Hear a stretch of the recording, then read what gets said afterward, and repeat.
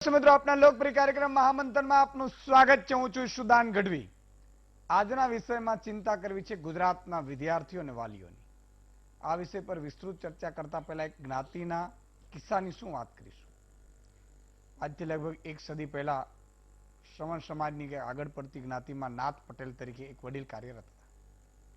એક વખત એવું બન્યું કે શ્રાવણ મહિનામાં જ્યારે લોકો ફરાળમાં કેળા આરોગે એવા સમયે ગામની જાણીતી કેળાવાળી મહિલાએ કેળાના ભાવમાં તોતંગ વધારો કરી દીધો। સમાજના આગેવાનોએ નાથ પટેલને રજૂઆત કરી કે દાદા આ વાત તો ખોટી કહેવાય। તરત જ નાથ પટેલ એવા એ વડીલે ફરમાન કર્યું કે જે કોઈ ફરાળમાં કેળા આરોગશે તેને ઈષ્ટદેવની દુહાઈ છે। તમામ જ્ઞાતિજનોએ કેળા લેવાનું બંધ કર્યું અને પેલી કેળાવાળીની હાલત થઈ ગઈ પાતળી। તરત જ કેળાવાળીએ પોતાની જીદ પડતી મૂકી અને લોકો પાસેથી અગાઉની જેમ જ રાબેતા મુજબ ભાવ લેવાનું નક્કી કર્યું। મિત્રો, આ નાનકડી વાતનો સાર એ છે કે તમારી ઈચ્છા શક્તિ હોય તો બધું જ શક્ય છે। હવે તમને એમ થશે કે આ વિષયને આજના ફી વધારાના વિષય સાથે શું લાગે વળગે। વાત એમ છે કે આજે ઘણા એવા કિસ્સા આવ્યા કે જેમાં ખાનગી શાળાઓએ આવા કપરા સમયે પણ ફી વધારાની કડક ભાષામાં ઉઘરાણા કર્યા।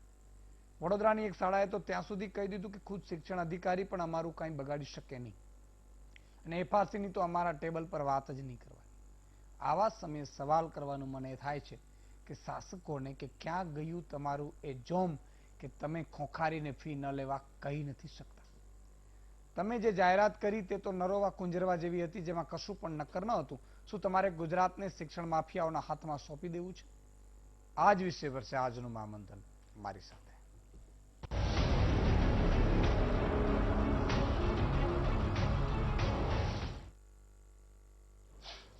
શિક્ષણ મંત્રી ભૂપેન્દ્રસિંહ ચુડાસમાએ સ્કૂલોની વાત કરી। સ્કૂલ બંધ હોવા છતાં પણ 3 મહિનાની ફી ભરવી પડશે। સપ્ટેમ્બર મહિના સુધી સ્કૂલ બંધ છતાં સ્કૂલ ફી ભરવા આદેશ। 3 મહિના સુધી સ્કૂલો બંધ રહેશે પણ ફી હાલ નહીં ભરવાની। ફી ભરવાની વાલીઓએ માંગ હતી કે બંધ સ્કૂલની ફી માફ કરવામાં આવે। ખાનગી સ્કૂલો સામે સરકારની ઢીલી નીતિ સામે આવી છે। ફી વધારો ન કરીને વાલીને સરકારે મદદ કરી છે એવું ચુડાસમાજી કહી રહ્યા છે। ચાલુ વર્ષની ફી નથી વધારીને સીધો ફાયદો થયો છે। 98-99માં સેલ્ફ ફાઇનાન્સ સિસ્ટમ શરૂ થઈ ત્યારથી આજ સુધી દર વર્ષે ઓછા વધતા પ્રમાણમાં ફી વધારો થયો છે।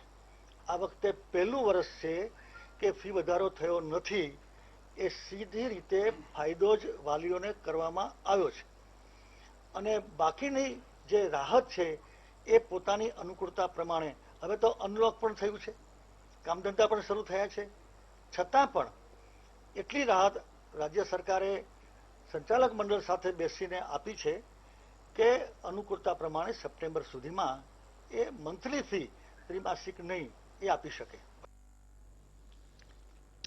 તો વીટીવીની સામે ગોઠવાઈ ગયા હશો અને ક્યારેક મિત્રોને પણ સાચું કહેવું પડે। મારે નાનકડી ગાયકવાડ સરકારની વાત કરવી છે। ગાયકવાડ સરકાર મહારાજા અને એના સલાહકાર જતા હતા અને એક બેન જે તગારું આપણે કહીએ ગામડા, એ તગારું ભરીને બેઠા હતા। ચડાવનારું કોઈ નહોતું એટલે રાહ જોતા હતા કોઈ નીકળે એટલે હું કહું એમને કે ચડાવી દે। એટલે ગાયકવાડ સરકાર અને એના સલાહકાર બે ઘોડાથી જતા હતા અને ગાયકવાડ સરકારની મહારાજની નજર પડી એટલે એમણે નીચે ઉતરીને બેનને તગારો ચડાવી દીધું। સલાહકાર હસે છે એટલે ગાયકવાડ સરકારે કહ્યું કે કેમ હસો છો? તમને એવું લાગે છે કે આ તગારો મેં નીચે ઉતરી અને ચડાવ્યું એમાં હું નાનપ છું એવું તમે માનો છો? મારી પ્રજા છે, મારી રૈયત છે, મારી એ ફરજ બને છે કે એને હું દુઃખી બહેનને એ રાહ જોતી હતી કોઈ આવે અને મને માથા ઉપર ચડાવે, મેં ચડાવી। સલાહકારે એવું કીધું કે નહીં, મહારાજા એટલા માટે મારી હસી નથી તો તમે સારું કર્યું છે પણ તમે ધારત તો આ બેન છે વિધવા બેન એને કાયમી તગારો આવા જે રખડી રખડીને ભેગા કરવા પડે છે ને એ બંધ કરાવી શકો. તમે તો રાજા છો. અને પછી એ સલાહકારના કહેવાથી મહારાજાએ કર્યું. ઇતિહાસ સાક્ષી છે. કહેવાનો બાબત એટલો છે કે સ્કૂલ ફી અત્યારથી એક તો ઉઘરાણા શરૂ કર્યા. તમે વિચાર કરો, આખો દેશ અને દુનિયા મહામારીમાં છે કોરોનાની, અને આપણા શિક્ષણ માફિયાઓ ફોન ચાલુ કરીને માંગે છે કે તમે ભરો. સામાન્ય રીતે 10 જૂને શરૂ થતી હોય, આજે 13 જૂન છે અને અત્યારથી તો માંગણીઓ શરૂ કરી દીધી. આ ત્રીજું મહામંથન છે કે આ માફિયાઓને કોણ કાબુમાં લેશે. અને વાત છે કે 15 ઓગસ્ટ સુધી, આજે શિક્ષણ મંત્રી કીધું કે 15 ઓગસ્ટ સુધી કોઈ સ્કૂલ ચાલુ નહીં થાય ફિઝિકલી, પરંતુ અત્યારથી સ્કૂલોની ફી તમારે ભરી દેવાની. હવે એ ભલે તમે સપ્ટેમ્બરે ભરજો, અત્યારે ન ભરો, સ્કૂલ માંગી નહીં શકે ફી. તો સવાલ એ થાય કે એસી બંધ હોય સ્કૂલની, સ્કૂલનો કામગીરી બંધ હોય, વહીવટી સિવાય કોઈ સ્કૂલ મેદાન બંધ હોય, સ્કૂલ બાળકો ત્યાં જતા ન હોય, એટલે સ્વાભાવિક છે બધી વસ્તુઓમાં સ્કૂલને કોઈ ખર્ચો એટલો ન હોય શિક્ષકોના પગાર સિવાય. તો એ પૂરેપૂરી ફી, માની લો કે 1.5 લાખ રૂપિયા ફી હોય તો 3 મહિનાની 37,000ની આસપાસ ફી થાય. 37,000 પણ તમારે સપ્ટેમ્બરમાં ભરવાની. એટલે એનો અર્થ એ છે કે સ્કૂલો બંધ છે છતાં એ લોકોને આપણે ખટાવવાનું. તમે ધારો તો એવું કહી શકત કે તમારા ભાઈ ખર્ચા કેટલા થાય, ક્લાર્ક એક હોય, એડમિન વાળો એક, શિક્ષકોના જે તમે જે પગારો ચૂકવવાનો હોય ખર્ચો કેટલો થાય, એ ખર્ચા પ્રમાણે 5 કે 7,000 રૂપિયા તમે 3 મહિનાની ફી લો, બાકી 20-30,000 જે છે એ માફ કરો. લાખ રૂપિયા હોય તો એના પ્રમાણમાં 25,000 થાય. જ્યારે તમે એમને ઉઘરાણે કરી લો છો પ્રાઇવેટ સ્કૂલ માફિયાઓ, અને વાલીઓની વાત આવે ત્યારે કશું જ નહીં. સાહેબ, મને પીડા એ વાતની છે, હું વારંવાર કહું છું કે મને એ જ નથી સમજાતું કે આને સાનું આવું સાને થાય છે. કરશનદાસ માણેકની રચના કે ફૂલના ડૂબી જતા પથરા તરી જાય છે. આજે પણ તમે નીકળો પોલીસ સ્ટેશનમાંથી, તમને માસ્ક વગર નીકળો છો, હેલ્મેટ વગર રહો છો, તો તમને કેમેરો સીસીટીવી આવી અને તમારા ઘરે આવીને આપી જાય મેમો, ઓનલાઈન મેમો તમારો આવી જાય અને મેમો તમારે ભરવું પડે 200 કે 300 રૂપિયા દંડ. એનો અમને વાંધો પણ નથી, પણ અહીંયા ખાડા પડે છે એએમસી ના ભ્રષ્ટાચારના કે કોર્પોરેશનના ભ્રષ્ટાચારના. એ કોઈને દેખાતું નથી. વાંધો ત્યાં છે સાહેબ.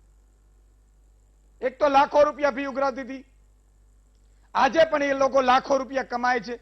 તમે વિચાર કરો કે આજે જો તમે કહી દેત કે ભાઈ આ લોકડાઉન છે, તમે ફી પણ કટોતી કરવી પડશે, ઘણા લોકોએ શિક્ષકોના પગાર કાપી નાખ્યા છે. કોઈ પૂછો જઈને, ખોલો હેલ્પલાઇન તો ખબર પડે. હવે તમે વિચાર કરજો. એટલે જ હું કહું છું કે મારા મિત્ર છે ભૂપેન્દ્રસિંહ, પણ ક્યાંક અધિકારીઓ અથવા તો કોઈએ મિસગાઈડ કર્યા અથવા તો સંચાલકો બહુ હોશિયાર હોય છે બાબત, અને સંચાલકોની સાથે છીએ, આપણે વિરોધ નથી. તમારા ખર્ચા છે એ પૂરા થવા જોઈએ, પણ આમાં પણ આવા સમયમાં તમે 3-4 મહિના પ્રોફિટ નહીં કરો તો જીવી નહીં શકો. વાત એ છે. આજે તમે જીવવાની વાત છે. વાલીઓ, તમે વિચાર કરો કે કોઈની નોકરી ચાલી ગઈ હશે, કારણ કે આ દર્દ એટલા માટે નહીં કે કોઈ પણ આઈએસ અધિકારીનો તમે જોઈ લો, એનો પગાર કપાયો નથી. મંત્રીઓનો પગાર છે એને મળી રહે છે, અને એ લોકોને સાહેબ ભગવાનની એવી કૃપા હોય છે, ખબર નહીં ક્યાંથી વરસતી હશે લક્ષ્મીજી. એ લોકો 12 મહિના પણ ના હોય ને તો વાંધો ન આવે. ઘણા લોકો સારા છે તો બી. હવે તમે જ્યારે વિચાર કરો કે વાલીને બધી ફી ભરવાની છે, તો હોમ લોનના હપ્તા આવશે, એ સપ્ટેમ્બરમાં આવશે, એટલે બધા તમારે ભેગા થઈને એ પણ વ્યાજ સાથે ભરવું પડશે. સ્કૂલની ફી પણ ભેગી ભરવી પડશે મહિને. ભલે કેટલાકની નોકરીઓ નથી ચાલી, તો એ ક્યાં જશે સાહેબ, ક્યાં રડશે? મારી બહેનો કોઈ વિધવા હશે, એની એક બાળક ભણાવતી હશે, એ ક્યાંથી લાવશે આવી? અને તમે એમ વિચારો છો કે સરકારીમાં મૂકો, તમે આ શું કામ લાખો રૂપિયા મોકલો છો? સાહેબ, એટલા માટે મૂકીએ છીએ અમે પેટે પાટા બાંધીને કે કદાચ અમારો દીકરો દીકરી અહીંયા ભણીને કદાચ વધારે શીખે. કારણ કે સરકારીમાં તો આપણે આમે સરકારી હોસ્પિટલો અને સરકારી શિક્ષણની ખરેખર છેલ્લા 10 વર્ષમાં દાટ વળી ગયું છે. આ બહુ જ દુઃખ સાથે કહેવું પડે છે કે કોઈના સંતાનો અધિકારીઓ, આઈએસ આઈપીએસ ના કે મંત્રીઓના કે નેતાઓના સરકારી હોસ્પિટલમાં ભણતા હોય તો મને દેખાડજો. અને કોરોના બધાને થાય છે, માફ કરજો, ન થવું જોઈએ, પણ ઘણા ધારાસભ્યોને થયા કોરોના, સિવિલ હોસ્પિટલમાં ગયા હોય તો મને ફોટો બતાડજો, મારે જોવું છે. તમારે હાથીના દાંત જેવી રમત રમવી છે સાહેબ. ચાવવાના જુદા ને દેખાડવાના જુદા, અને એ વીટીવી નહીં ચલાવી. સુદાનભાઈ આટલી વસ્તુ નહીં ચલાવે તમે. સાચું તો હું કહીશ સાહેબ તમને. હું તો બોલીશ. તમને ખોટું લાગે તો ચા પી લેજો વધારે. મારે વધારે જીવવું એટલે કોઈને પણ 50-100 વર્ષ પછી કોઈ નથી જીવવાનું. પણ આવી રીતે આપણે આત્માઓને મારીને જીવીશું ને આપણી ભાવિ પેઢી આપણે ખરેખર એમ કહેશે કે કેવા નમાલા હતા કે જ્યારે બોલવાનો સમય હતો ત્યારે પણ ચૂપ બેઠા હતા. આ સમય છે. અને આ માળા ઉપર આજે 5મા અનુભાવ આપણી સાથે જોડાયા છે. પ્રેરકભાઈ શાહ છે, ભાજપના નેતા છે. જયરાજસિંહ કોંગ્રેસના નેતા છે.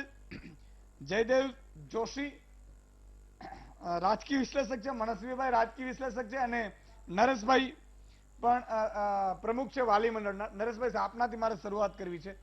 શિક્ષણની ફી મામલે આમ તો સ્કૂલો ચાલુ નહીં થાય એ બધું થયું, પણ છતાંય ફી ને લઈને નરોવા કુંજરવા થયું છે. શું છે સૌથી વધારે વાલીઓની ફીમાં માર્ચ મહિનાથી જ્યારે લોકડાઉન ચાલુ થયું ને સંપૂર્ણ રોજગારો બધા બંધ રહ્યા, ટોટલી કર્મચારીઓ ઘરે રહ્યા, એકદમ ગ્રાસ આપણે જે કર્મચારીઓ રિટેલરો કર્મચારીઓ કહેવાય એ ઘરે રહ્યા, અને આપણો ખર્ચો દોઢો થઈ ગયો તમામે તમામ. હવે આ વસ્તુમાં અત્યારે મારે એક જ વસ્તુ કહેવું છે, અમારે સ્કૂલો માટે અમારે ફી માફી નથી માગવી, અમારે સરકાર જોડે માગવી છે. આજે મહામંથનના માધ્યમથી મારે એમ કેવું છે કે અમારે સરકાર અમને સાચવે. હવે અમને સ્કૂલો નહીં. હવે આજે મહામારી થઈ છે ને હજુ બી સ્કૂલો ક્યારે ખુલે? આજની તારીખમાં જે રીતે ભારતમાં સંક્રમણ વધ્યું અને હજુ આપણા ગુજરાતમાં શું થવાનું છે, તો એની સાથે મારે એક જ વસ્તુ છે કે અમે ટેક્સ ભરીએ છીએ. અમારું આ ગુજરાત છે, અમારી આ સરકાર છે. અમને આ સરકાર ઉપર એટલો બધો ભરોસો હતો કે કંઈક સરકાર આ મહામારીમાં અમને કંઈક રાહત આપશે, કંઈક લાભ આપશે, કંઈક અમને વાલીઓને આપશે. પણ બિશુદાનભાઈ કાયમ વાલીઓએ આપતું જ રહેવાનું. આજે એકી એક વસ્તુ સ્કૂલમાં બાળકે પગ મૂક્યો એટલે એ મા બાપ પાસેથી રૂપિયા કઈ ને કઈ એન કે પ્રકારે મા બાપે રૂપિયા આપતા જ રહેવાનું, આપતા જ રહેવાનું, આપતા જ રહેવાનું. 17 જાતના ટેક્સો ભરીએ. આવી 100 વર્ષની મહામારી આવી ત્યારે આ વાલીઓને એક જ આશા હતી, સરકાર કંઈક આપશે, કંઈક આપશે. આજ સુધી વાલીઓને એમ હતું કે સરકાર કંઈક ખરેખર રાહત આપશે. સ્કૂલો જોડે અમારી રાહત માંગવાની વાત નથી. પણ આજે જે રીતે માનનીય શ્રી ભૂપેન્દ્રસિંહ ચુડાસમા સાહેબ જાતે આવ્યા, મને એમ હતું કે નહીં GR બહાર પાડશે ને સાહેબ કંઈક વાલીઓને એમ કહેશે કે ભાઈ તમને આ રાહત આપીએ છીએ. અને ના છૂટકે મારે પોતે આજે હાઈકોર્ટમાં જઈને એક PIL કરવી પડી. હું હજુ બી કહું છું કે અમારે કોઈ શિક્ષણ તોડવું નથી, અમારે સ્કૂલમાં સારું ભણાવવું છે. કોઈ ફી અમારે એવું નથી કે ફી ઓછી કરો કે માફ કરો. હજુ હું કહું છું, પરંતુ મહામારીમાં તમે ઘર જુઓ, આજે નાના નાના બાળકો જુઓ, તમે રોડ ઉપર રસ્તા કેવી રીતે લોકો બહાર ગયા છે. ઈશુદાનભાઈ ખાલી એ જ વસ્તુ હતી કે આટલા વર્ષોમાં 20 વર્ષ 50 વર્ષથી જે શાળા સંચાલકો કમાયા છે, 3 મહિનાનું અમને ના સાચવી લે. બસ આ જ અમારો ઈશુદાનભાઈ અમારો હક હતો. બિલકુલ. જયરાજસિંહજી શું કહેશો આ શિક્ષણની જે રીતે અત્યારે એવી મહામારીમાં, કારણ કે મધ્યમ વર્ગ આ બધાને એવું હતું કે લાખ રૂપિયા ફી ભરી શકે એ કેટલો સદ્ધર હશે, પણ 3 મહિના પગાર નથી આવ્યો ને, આટા વળી ગયા છે. અને મધ્યમ વર્ગને કોઈ પણ લાભ મધ્યમ વર્ગને મળ્યું હોય કોઈ પેકેજ નો તો મને સમજાવો. મરે છે તો જો ગરીબોની આપણે સાથે જ છીએ, પણ ગરીબોને આપણે અનાજ વેચ્યું બરાબર. ઉપલા ઉદ્યોગપતિઓ 6-12 મહિના નીકળી જાય તો એને વાંધો નથી આવતો. જે મરે છે ટેક્સ ભરનારો મધ્યમ વર્ગ, અને એના બાળકો છે એ ખાનગી શાળાઓમાં એટલા માટે ભણે છે કે કદાચ પેટે પાટા બાંધીને પણ, અને ઘણા મારા ખેડૂતોના ગરીબ વર્ગના પણ ભણે છે. હવે આ સ્થિતિમાં જયારે ઘણા નોકરીઓ નથી મળી, પગાર કપાણા છે, અને એવા સમયે તમારે તો પાછા ભરવાના. ઈશુદાનભાઈ, આ આખો પ્રશ્ન એટલો જટિલ છે કે પ્રશ્નના મૂળમાં જવું પડે, અને પ્રશ્નના મૂળમાં જઈએ એટલે જે સામાજિક વિસંગતતા છે અને સમાજ જે રીતે 2 ભાગમાં વહેંચાઈ ગયો છે ત્યાં પ્રશ્ન ઉભો છે. 3 મુદ્દા ખૂબ અગત્યના છે કે પહેલા તો આ પ્રશ્ન છે એ કયા ભાગમાં વહેંચવાનો એ હું વાલી મંડળના ભાઈ શ્રી નરેશભાઈને પણ પૂછું છું. કેટલાક પ્રશ્નો મારે એમને કરવા છે, એ આન્સરેબલ નથી, એ તો વાલીઓના પ્રતિનિધિ છે. સવાલ એ છે કે ખાનગી સ્કૂલોનો રાફડો કેમ ફાટ્યા. એક વાત બહુ સ્પષ્ટ સમજો, આમાં હું સરકારને દોષિત ગણતો જ નથી. એનો મતલબ એવો નહીં કે હું જનતાને કહું છું, એમાં હું પણ જનતામાં આવી ગયો છું. અમે વિપક્ષમાં છીએ, સત્તા સ્થાને નથી. સત્તા સ્થાને બેઠેલા લોકોને સવાલોનો સામનો કરવો પડે અથવા તો સવાલોના સાચા જવાબો આપવા પડે, સ્થિતિ જે હોય તે, પણ તમારે સત્ય તો કહેવું જ પડશે.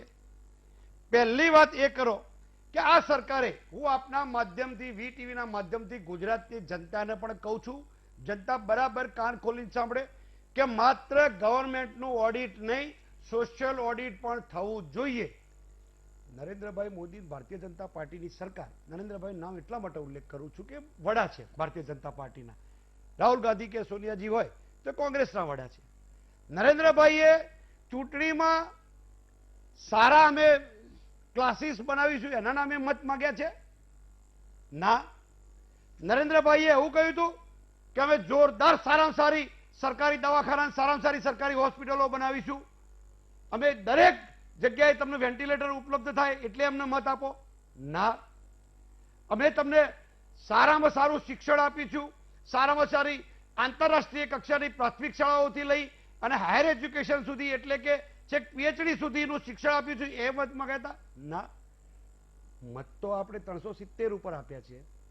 મત તો આપણે પાકિસ્તાનના નામે આપીએ છીએ. મત તો આપણે જો પાકિસ્તાન એમ કે કેવું ગીડગીડાય છે, પાકિસ્તાન કેવું ગરીબીમાં મરી રહ્યું છે, એના નામે મત માંગવામાં આવે છે. ઈસુદાનભાઈ, ચૂંટણી આવે, સમજો, ચૂંટણી આવે એટલે તો સ્મશાન અને કબ્રસ્તાન ઉપર મત મગાય છે, તો એ તો સાચા છે. આવું મારાથી કહેવાય વિપક્ષ તરીકે? નરેન્દ્રભાઈ માટે કહેવાય? પણ એ સાચા છે. જનતાએ કાન ખોલવાની જરૂર છે. જનતાએ, એમાં હું પણ આવી જાઉં છું, એટલે મહેરબાની કરીને ખોટું અર્થઘટન નહીં કરતા. જનતાએ કાન ખોલવાની જરૂર છે, કારણ કે એ તો સાચા છે. એ કોના પ્રતિનિધિ છે? એ કોના પ્રતિનિધિ છે? એ મનરેગા સ્કીમ લાવવા વાળાના પ્રતિનિધિ છે? ના. એ આરટીઆઈ કાયદો, જે માત્ર કાયદો જેનો અધિકાર માત્ર સંસદ સભ્યો અને ધારાસભ્ય પૂરતો હતો, એ અધિકાર ખાસ આદમીની જગ્યાએ આમ આદમીને આપ્યો છે, તો એ અધિકાર આપવાના નામે તમે મત આપ્યા છે? તો ના. તો પછી શેની બૂમો પાડો છો ભાઈ? આ એ જ મધ્યમ વર્ગ છે. એક ભારતીય જનતા પાર્ટીની એક ખાસિયત છે કે જે પગથિયા ચડે છે, પગથિયા તોડી નાખે છે. જંત્રી વધારી.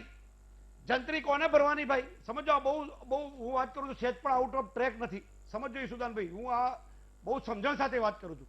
એમને જંત્રી વધારી, ભરવાની કોને? લખાવી લેનારે. દસ્તાવેજ કરીએ, લખી આપનાર ને લખાવી લેનાર. તો લખાવી લેનારે જંત્રી ભરવાની હોય. લખાવી લેનાર કોણ છે? ભારતીય જનતા પાર્ટીનો મતદાર, જેમને લાઈનમાં ઉભા રહી અને મધ્યમ વર્ગ એ પાકિસ્તાનથી રાજી થઈ જાય, ક્યાંક બાંગ્લાદેશથી રાજી થઈ જાય, ક્યાંક કબ્રસ્તાનની વાત આવે રાજી થઈ જાય, ક્યાંક તબલીગના નામે રાજી થઈ જાય, મત આપી દે છે. કામ નીકળી ગયું છે. જે યુવાનોનો, એટલે 11-10મા વર્ષથી બાળક કિશોરાવસ્થાથી મૂકીને યુવાન આવે, એમનો મતદાન મથકે ઉપયોગ કરી લીધો, પછી સલાહ આપી દીધી જાઓ તમારા ભોગે. કોને તકલીફ પડી? એટલે બીજા પાર્ટમાં જોઉં છું ઈશ્વરભાઈ કે કોંગ્રેસના સમયમાં ભૂપેન્દ્રસિંહ ચુડાસમા ક્યાં ભણ્યા છે? આદરણીય નરેન્દ્રભાઈ મોદી સાહેબ ક્યાં ભણ્યા છે ભાઈ? અમિતભાઈ શાહ ક્યાં ભણ્યા છે? જયરાજસિંહ પરમાર, ઈસુદાનભાઈ ગઢવી ક્યાં ભણ્યા છે? આ રાજ્યના તમામ જીપીએસ એટલે કે ક્લાસ 1 અધિકારી કઈ સ્કૂલોમાં ભણ્યા છે? કોણ કોન્વેન્ટ સ્કૂલમાં ભણીને આવ્યું છે ભાઈ? રિઝલ્ટ જોઈ લો, ટકાવારી. તમે ગામડાઓમાં તમે ગુણોત્સવની વાત કરો, ક્યાંય મેં ડીપીએસમાં ગુણોત્સવ જોયો? આનંદ નિકેતનમાં જોયો? બધો જ જુલમ તમારે ગામડાઓના કરવા છે. એટલે કોંગ્રેસના સમયમાં 300 રૂપિયામાં ભણેલો આજે કલેક્ટર છે.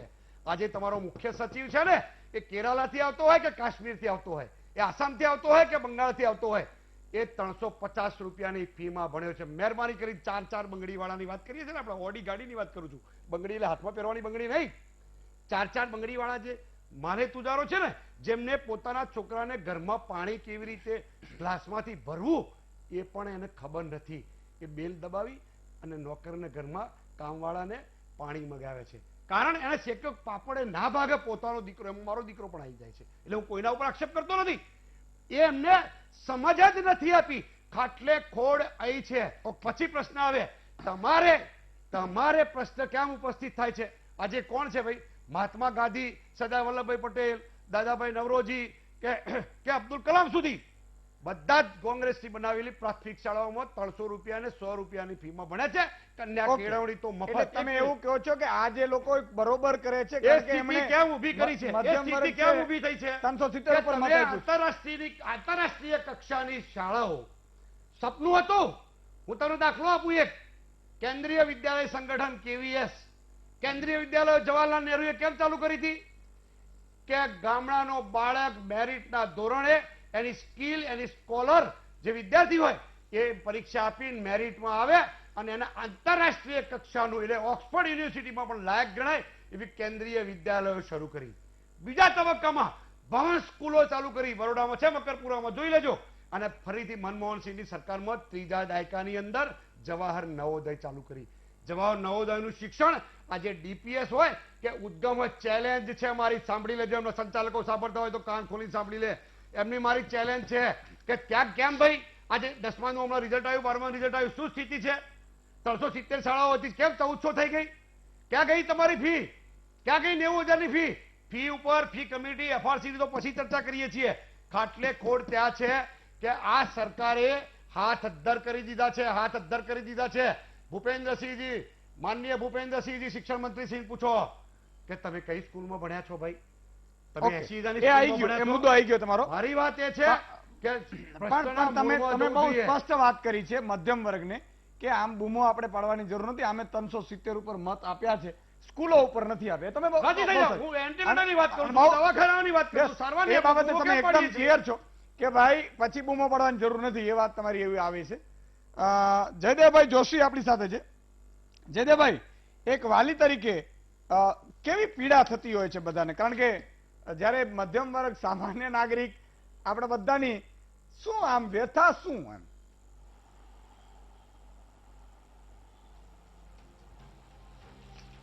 એટલે અત્યારે ઈશુદાનજી જે આ ફી વધારો, ફી માગવી ન માગવી, તાર્કિકતાથી માગવી કે ન માગવી, આ આખા વિષયમાં આપણે સૌએ, કદાચ હું તો એમ કહીશ કે સૌએ આપણે વિદ્યાર્થી બનવાની જરૂર છે. અને જ્યારે આપણે વિદ્યાર્થી હતા ત્યારે ગણિત કે પછી કેમેસ્ટ્રીમાં ઇક્વેશન્સ, સમીકરણોને બેલેન્સ કરવાનું શીખ્યા હતા. તો સમજીએ કે આમાં કયા કયા વેરિયેબલ્સ છે. તો વાલીઓ આમાં આપણે સામેલ છીએ કે જેમણે કોરોનાના કારણે પોતાનું આર્થિક ઉપાર્જનના સ્ત્રોત ગુમાવી બેઠા છે. આમાં વિદ્યાર્થીઓ છે જે ભારતનું ભવિષ્ય છે. અને આમાં એ સંચાલકો પણ છે સ્કૂલના કે જેમણે વિદ્યાના કારણે મોટી મોટી સ્કૂલો બનાવી છે અને એમના વિશે ઘણું કહી શકાય. આપણે બધા લોકો આ અત્યારે આપણી સામે જે પ્રશ્ન ઊભો થયો છે એના ઘટક છીએ, એના કારણ છીએ. અને આનું પરિણામ જે કંઈ પણ આવે, આના પરિણામ ભોગવનાર માઠા કે સારા એ આપણે લોકો છીએ. આમાં ખોની રમત રમવાની જરૂર નથી કે એક બીજાને ખો આપે, બીજો ત્રીજાને ખો આપે, દોષનો ટોપલો કોઈની માથે રેડી દઈએ. 4 મુદ્દાઓ ઈશુદાનજી, હું બહુ સટીકતા સહિત 4 બિલકુલ. મુદ્દાઓથી આ આખા પ્રશ્નને જોવાનું અને આપણી ડિબેટ અને આવનારા દિવસોમાં શું પરિણામ આવવા જોઈએ એનું કહું. પહેલું છે પારદર્શિતા. પારદર્શિતા જરૂરી છે. વાલીઓ પાસેથી એ નામે ફી ઉઘરાવવામાં આવે કે જો અમે ફી નહીં લઈએ તો અમારા શિક્ષકોના પગાર કેમ થશે. તો એ પારદર્શિતાની જરૂર એટલે માટે વધારે છે કે ઘણા વાલીઓ ફી ભરી દે છે પણ જોવામાં એ આવે છે કે શિક્ષકોના પગારમાં કાપ મુકાણો છે. બીજું, તાર્કિકતા. તાર્કિકતા હોવી જોઈએ કે આપ ફી માંગો છો તો આપ કદાચ એજ્યુકેશનની ફી માંગી શકો, અમારા બાળકનું એડમિશન ચાલુ રહે એની ફી માંગી શકે, પણ ટ્રાન્સપોર્ટેશનની ફી, એનો ખર્ચ કે જે થયો જ નથી. કેટલી મોટી મોટી શાળાઓએ ખુલતા વેકેશનમાં જ વિદેશ પ્રવાસ કરવાની એજ્યુકેશન ટૂરની વાત હતી, એનું બુકિંગ જ નથી થયું, એમાં કોઈ ખર્ચ જ નથી થયો, તો એની ફી માંગવી શું લોજિકલ છે? આવું તાર્કિક રીતે જોવાની જરૂર છે. ત્રીજું, સ્પષ્ટતા. આપણે બધા આ સૌ જે આ પ્રોબ્લેમના ઘટક છીએ એને દરેક વ્યક્તિએ શું કરવું અને એમાં જેમ ડંકો વાગે એવી સ્પષ્ટતા અને તીક્ષ્ણતા સાથે સરકાર કાંઈ દિશા નિર્દેશ આપે. નહીં તો આ એ જ સેલ્ફ ફાઇનાન્સ સ્કૂલોનું જે મંડળ છે એ કંઈક બોલે, એ ના બોલે તો પછી જે વાલીઓ મંડળ બોલે એ તરફ જવું. અને અંતમાં છેલ્લું કહીશ, આ બધું કરતા કરતા આપણે આપણા જ તરફની નજરથી આપણા નજરિયાથી જોઈએ એવું નહીં. આ કોરોના COVID-19 ક્રાઇસિસ કોઈએ જોયો નહોતો, પહેલી વાર જોઈએ છીએ. દરેક વ્યક્તિ ક્યાંક ને ક્યાંક દાઝ્યો છે. તો આખા પ્રશ્નને માનવતા સાથે મૂલવીએ. એટલે બિલકુલ. તાર્કિકતા, માનવતા, પારદર્શિતા અને સ્પષ્ટતા, આ 4 મુદ્દા. बिल्कुल। मनस्वी जी क्या कहेंगे? यशोदान भाई, मैं 2 चीजें कहना चाहता हूँ कि सबसे पहली चीज तो ये कहना चाहता हूँ कि सरकार का सबसे बड़ा काम होता है कि संवेदना होनी चाहिए। ऐसे समय में, कोरोना के समय में अगर संवेदनाशील सरकार नहीं होगी तो कोई भी व्यक्ति जो जिस सरकार को वोट देता है या सरकार को नहीं भी वोट देता, जो भी एक प्रदेश का होता है, उससे कहीं ना कहीं विश्वासघात ये सरकार कर रही है। क्योंकि कोरोना एक ऐसा समय है, ऐसी महामारी है जिसके बारे में ना किसी को पता था, ना किसी को पता है कि इसका इलाज कैसा है एट प्रेजेंट। इसको लड़ने के लिए हम सबको साथ में मिलकर लड़ना है। और अगर हम लोग बोलते हैं कि आत्मनिर्भर बनना है, तो आत्मनिर्भर बनने के लिए हमारे को जो औजार चाहिए, जो शक्ति चाहिए, जो ताकत चाहिए, वो सरकार प्रोवाइड करेगी। अगर सरकार वो शक्ति, वो ताकत आपको प्रोवाइड नहीं करेगी और इस तरीके से बार बार वार करेगी, जो पैनल पे बैठे लोग हैं उनको शायद तकलीफ नहीं होगी ये स्कूल फीस से, पर ऐसे बहुत सारे लोग हैं गुजरात में जिनको बहुत सारी तकलीफ होगी कि ये कोई वेवर नहीं है, ये कोई ऐसा ईज आउट नहीं किया, पर एक बिना बात से घर पे बैठे हुए, जिनके बच्चे घर पे बैठे हुए, उनके ऊपर एक प्रेशर कर दिया कि आपको पैसा तो भरना पड़ेगा, आपका बच्चा स्कूल जाए या ना जाए, टीचर पढ़ाए या ना पढ़ाए, स्कूल प्रशासन को कोई खर्चा नहीं होने वाला, फिर भी उनको पैसे मिलने वाले हैं। ये पहली बार ऐसा देखने को मिल रहा है, जो गलत है। सरकार को एक जिया डाल के इसको वापस से टेकअप करना चाहिए, क्योंकि इससे हम लोग नहीं मतलब आपने जो मुद्दा उठाया, इससे गुजरात की पब्लिक जरूर खुश नहीं होने वाली। दूसरा मुद्दा जो मैं ये कहना चाहता हूं कि देखिए, लोग गुजरात के बहुत ही ज्यादा स्वाभिमानी है। वो कोई आपका पैसा ये नहीं बोल रहे कि फ्री में हमको दे दो, हमको कुछ दे दो। ये समय ऐसा है, इस समय में अगर सरकार साथ में नहीं है, ये कोई ऐसा नहीं कि हम लोग बोल रहे हैं कि वेव आउट करो, आप लोअर कर दो। ये समय की, जब बच्चा नहीं जाने वाला, या आप बोल दो जा सकता है, आपके लिए प्रायोरिटी क्या है? ये समय में सरकार को जो सबसे बड़ा मुद्दा है, प्रायोरिटी अपनी सिलेक्ट करनी चाहिए थी। प्रायोरिटी उनको गुजरात की पब्लिक 6 करोड़ 6.5 करोड़ जो गुजरात की जनता है हमारी, उसको ऊपर रखना चाहिए था। कुछ जो 600 स्कूल होंगे या 6000 स्कूल होंगे या 6 लाख स्कूल होंगे, उनको ऊपर नहीं रखना चाहिए था, क्योंकि गुजरात पहले है, गुजराती पहले है, बाद में ये स्कूल है। बिल्कुल। अगर बच्चे रहेंगे तभी ये होगा। अगर ये समय पे अगर आप पहले प्रेशर हो दिया, बच्चे को खाना खिलाओ या पैसा भरो स्कूल का, तो ये कंफ्यूजन नहीं होना चाहिए। 3 महीना नहीं स्कूल कमाएगा तो कोई तकलीफ नहीं होगी। एक बार सिस्टम में वापस आ जाए, एक बार एक विश्वास हो जाए कि हम कोरोना से जीत सकते हैं, कोरोना से लड़ सकते हैं, उसके बाद सबको पैसा मिलेगा। गुजरात ने कभी किसी का पैसा नहीं मारा, ना मारेगा। सरकार को विश्वास करना चाहिए अपने लोगों पे, और उनको थोड़ा ये संवेदना दिखानी चाहिए। संवेदना नहीं दिखाई और प्रायोरिटी स्कूल्स को रखा है, बच्चों को नहीं रखा, बच्चों के माँ बाप को नहीं रखा। बिल्कुल। कोरोना जैसे समय में बिल्कुल नहीं संभाल के सरकार ने डिसीजन लिया। ओके नैनाबा जाडेजा જોડાયા છે આપણી સાથે જામનગરથી। જી નૈનાબેન। ઈશુદાનભાઈ, જય માતાજી। જય માતાજી। આપ હંમેશા સત્યની સાથે રહો છો, એ જાણીને આનંદ થયો। અને આપને જીવ ઉપર તો માં સરસ્વતી હંમેશા વિરાજમાન રહે, એવી આઈના પ્રાર્થના। બિલકુલ। અત્યારના આ ટોપિકને લઈને મારે એટલું જ પૂછવું છે કે જે આજે શિક્ષણ મંત્રીએ જાહેરાત કરી કે ફીસ ભરવી પડશે, તો તમે કેમ થોડી સંવેદના ના બતાવી કે શું તમારા ઘરે પાર્સલ પહોંચ્યા છે? આવી કોરોના જેવી કપરી પરિસ્થિતિમાં 2, 2.5, 3 મહિના સેવાકીય સંસ્થાઓએ લોકોને કાંઈ જોયા વિચાર્યા વગર પોતાની રીતે આટલી મદદ કરી છે, તો સ્કૂલ વાળામાં થોડી માનવતા કેમ ન દાખવી શકે? બહુ સાચી વાત છે। કેમ ન સાચવી શકે? અત્યાર સુધી એ લોકો લાખો કરોડો રૂપિયા કમાણા છે, વર્ષે કરોડોની કમાણી છે। એન કેન રીતે પાઠ્યપુસ્તક હોય કે એક્સ્ટ્રા કરિક્યુલમ એક્ટિવિટીઝ હોય કે કોઈ પણ ના રીતે, કોઈ પણ સ્ટેશનરી છે, બધું ત્યાંથી જ લેવાનું કમ્પલસરી। જો એ લોકો કરોડો આટલા રૂપિયા કમાતા હોય તો એનામાં 3 મહિના ખાલી ફીસ માફ કરવામાં કેમ આટલું વિચારવું પડે છે? અને હું તો એમ કહેવા માંગીશ તમારા માધ્યમથી કે જેટલા પણ સદ્ધર છે વાલી, એ અત્યારે સપોર્ટ કરે કે જેમની પરિસ્થિતિ નબળી છે। અને સૌથી પહેલા જયરાજભાઈએ જે પ્રશ્ન ઉપાડ્યો બહુ સારો કે ભાઈ શિક્ષણ સ્તર આટલું કેમ નીચું ગયું છે, કોની સાથે તમારી સાંઠગાંઠો છે કે નવી પ્રાઇવેટ સ્કૂલો આટલી બધી ઓપન થઈ રહી છે? પહેલો પ્રશ્ન જે છે। બિલકુલ, બહુ સાચી વાત છે। ખૂબ ખૂબ આભાર।